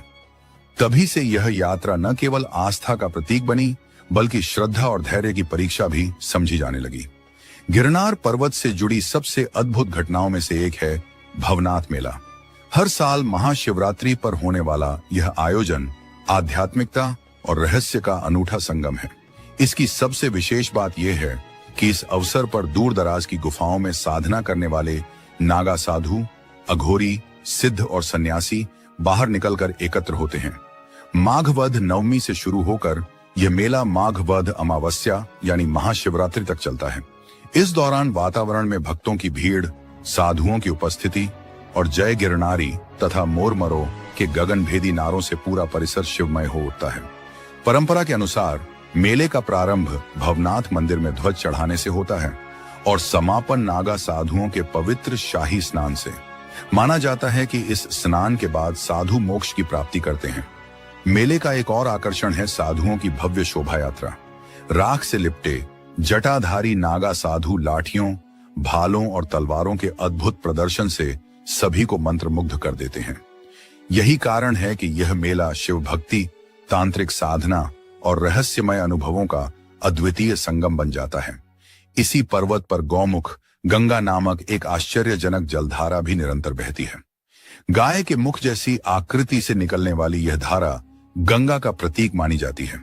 मान्यता है कि यह जलधारा स्वर्ग से अवतरित हुई है और इसका जल पवित्र एवं चमत्कारी है। श्रद्धालु इसे स्नान और पूजा के साथ साथ घर भी लेकर जाते हैं। आश्चर्य की बात यह है कि चाहे गर्मी कितनी भी भीषण क्यों न हो, यह धारा कभी सूखती नहीं। वैज्ञानिक आज भी इसके रहस्य की पूरी तरह व्याख्या नहीं कर पाए हैं। क्या आपने कभी सोचा है कि गिरनार पर्वत से बहने वाली वह रहस्यमयी धारा आखिर आती कहां से है? लोग मानते हैं कि यह किसी गुप्त प्राकृतिक स्रोत से निकलती होगी, लेकिन आज तक इसका असली उद्गम स्थान किसी को ज्ञात नहीं हो सका। यही कारण है कि श्रद्धालु इसे माता गंगा का आशीर्वाद मानते हैं। इसका जल हमेशा शीतल, स्वच्छ और औषधीय गुणों से युक्त माना जाता है। सवाल अब भी वही है, सदियों से यह धारा बिना किसी स्पष्ट स्रोत के कैसे प्रवाहित हो रही है? क्या यह पर्वत की किसी अदृश्य शक्ति का परिणाम है या फिर देवी गंगा की दिव्य कृपा? इसका रहस्य आज भी अनसुलझा है। गिरनार पर्वत केवल धार्मिक मान्यताओं का ही नहीं, बल्कि ऐतिहासिक और वैज्ञानिक दृष्टि से भी अनमोल धरोहर है। विशेषज्ञों के अनुसार इसकी आयु लगभग 11 करोड़ वर्ष है, यानी यह हिमालय से भी प्राचीन है। इसीलिए इसे हिमालय का पितामह कहा जाता है। पुराण, रामायण और महाभारत जैसे प्राचीन ग्रंथों में भी इसका उल्लेख मिलता है। ये वही भूमि है जहां महर्षि भृगु और च्यवन ने कठोर तप किया था। यही पर्वत पांडवों, भगवान श्री कृष्ण और अश्वत्थामा जैसी कथाओं का साक्षी भी रहा है। यहीं स्थित है मां अंबाजी का प्रसिद्ध शक्तिपीठ, जिसे उदयन शक्तिपीठ कहा जाता है। मान्यता है कि जब भगवान विष्णु ने सती के अंगों का विखंडन करने के लिए सुदर्शन चक्र चलाया, तब देवी सती का उदर भाग यहीं गिरा था। इसी वजह से यह स्थान करोड़ों भक्तों के लिए 13वीं शताब्दी में वस्तुपाल द्वारा गुर्जर शैली में निर्मित यह मंदिर आज भी अपनी भव्य स्थापत्य कला और आध्यात्मिक ऊर्जा के लिए प्रसिद्ध है। गिरनार से जुड़ी एक और अद्भुत कथा भगवान श्री कृष्ण और असुर कालयवन से संबंधित है। जब कालयवन ने मथुरा पर आक्रमण किया, तो श्री कृष्ण जानते थे कि उसका वध उनके हाथों नहीं लिखा है। इसलिए वे उसे छल पूर्वक गिरनार की एक गुफा तक ले आए। उस गुफा में राजा मुचकुंद गहरी निद्रा में थे। उन्हें वरदान प्राप्त था कि उनकी नींद में खलल डालने वाला उनकी दृष्टि मात्र से भस्म हो जाएगा। जैसे ही कालयवन ने उन्हें जगाने का प्रयास किया, मुचकुंद की आंख खुलते ही वह तत्काल भस्म हो गया। आज भी इस गुफा को मुचकुंद गुफा कहा जाता है और यह स्थान रहस्य और इतिहास का अद्वितीय प्रतीक है। गिरनार केवल हिंदुओं के लिए ही नहीं, बल्कि जैन धर्म के लिए भी उतना ही पवित्र स्थल है। यहीं 22वें तीर्थंकर भगवान नेमिनाथ ने मोक्ष प्राप्त किया था। इसी कारण यहाँ 12वीं शताब्दी में निर्मित विशाल नेमिनाथ मंदिर स्थित है। यह मंदिर जैन स्थापत्य कला और अध्यात्म का अनुपम उदाहरण है।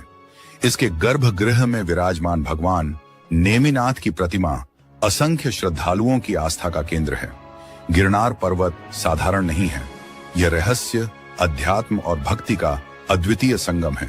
गौमुख गंगा की निरंतर बहती धारा, माता अंबाजी का शक्तिपीठ और श्री कृष्ण कालयवन की कथा इसे भारतीय संस्कृति का रत्न बनाते हैं। प्राचीन काल से साधु संत और तीर्थयात्री यहाँ आकर मोक्ष और ज्ञान की अनुभूति करते आए हैं। यही कारण है कि गिरनार आज भी रहस्य और दिव्यता से भरा एक जीवंत तीर्थ स्थल है। अगर आपको यह यात्रा और जानकारी पसंद आई हो तो वीडियो को लाइक करें, चैनल को सब्सक्राइब करें और कमेंट में बताएं कि गिरनार का कौन सा रहस्य आपको सबसे अद्भुत लगा। अंत तक जुड़े रहने के लिए धन्यवाद।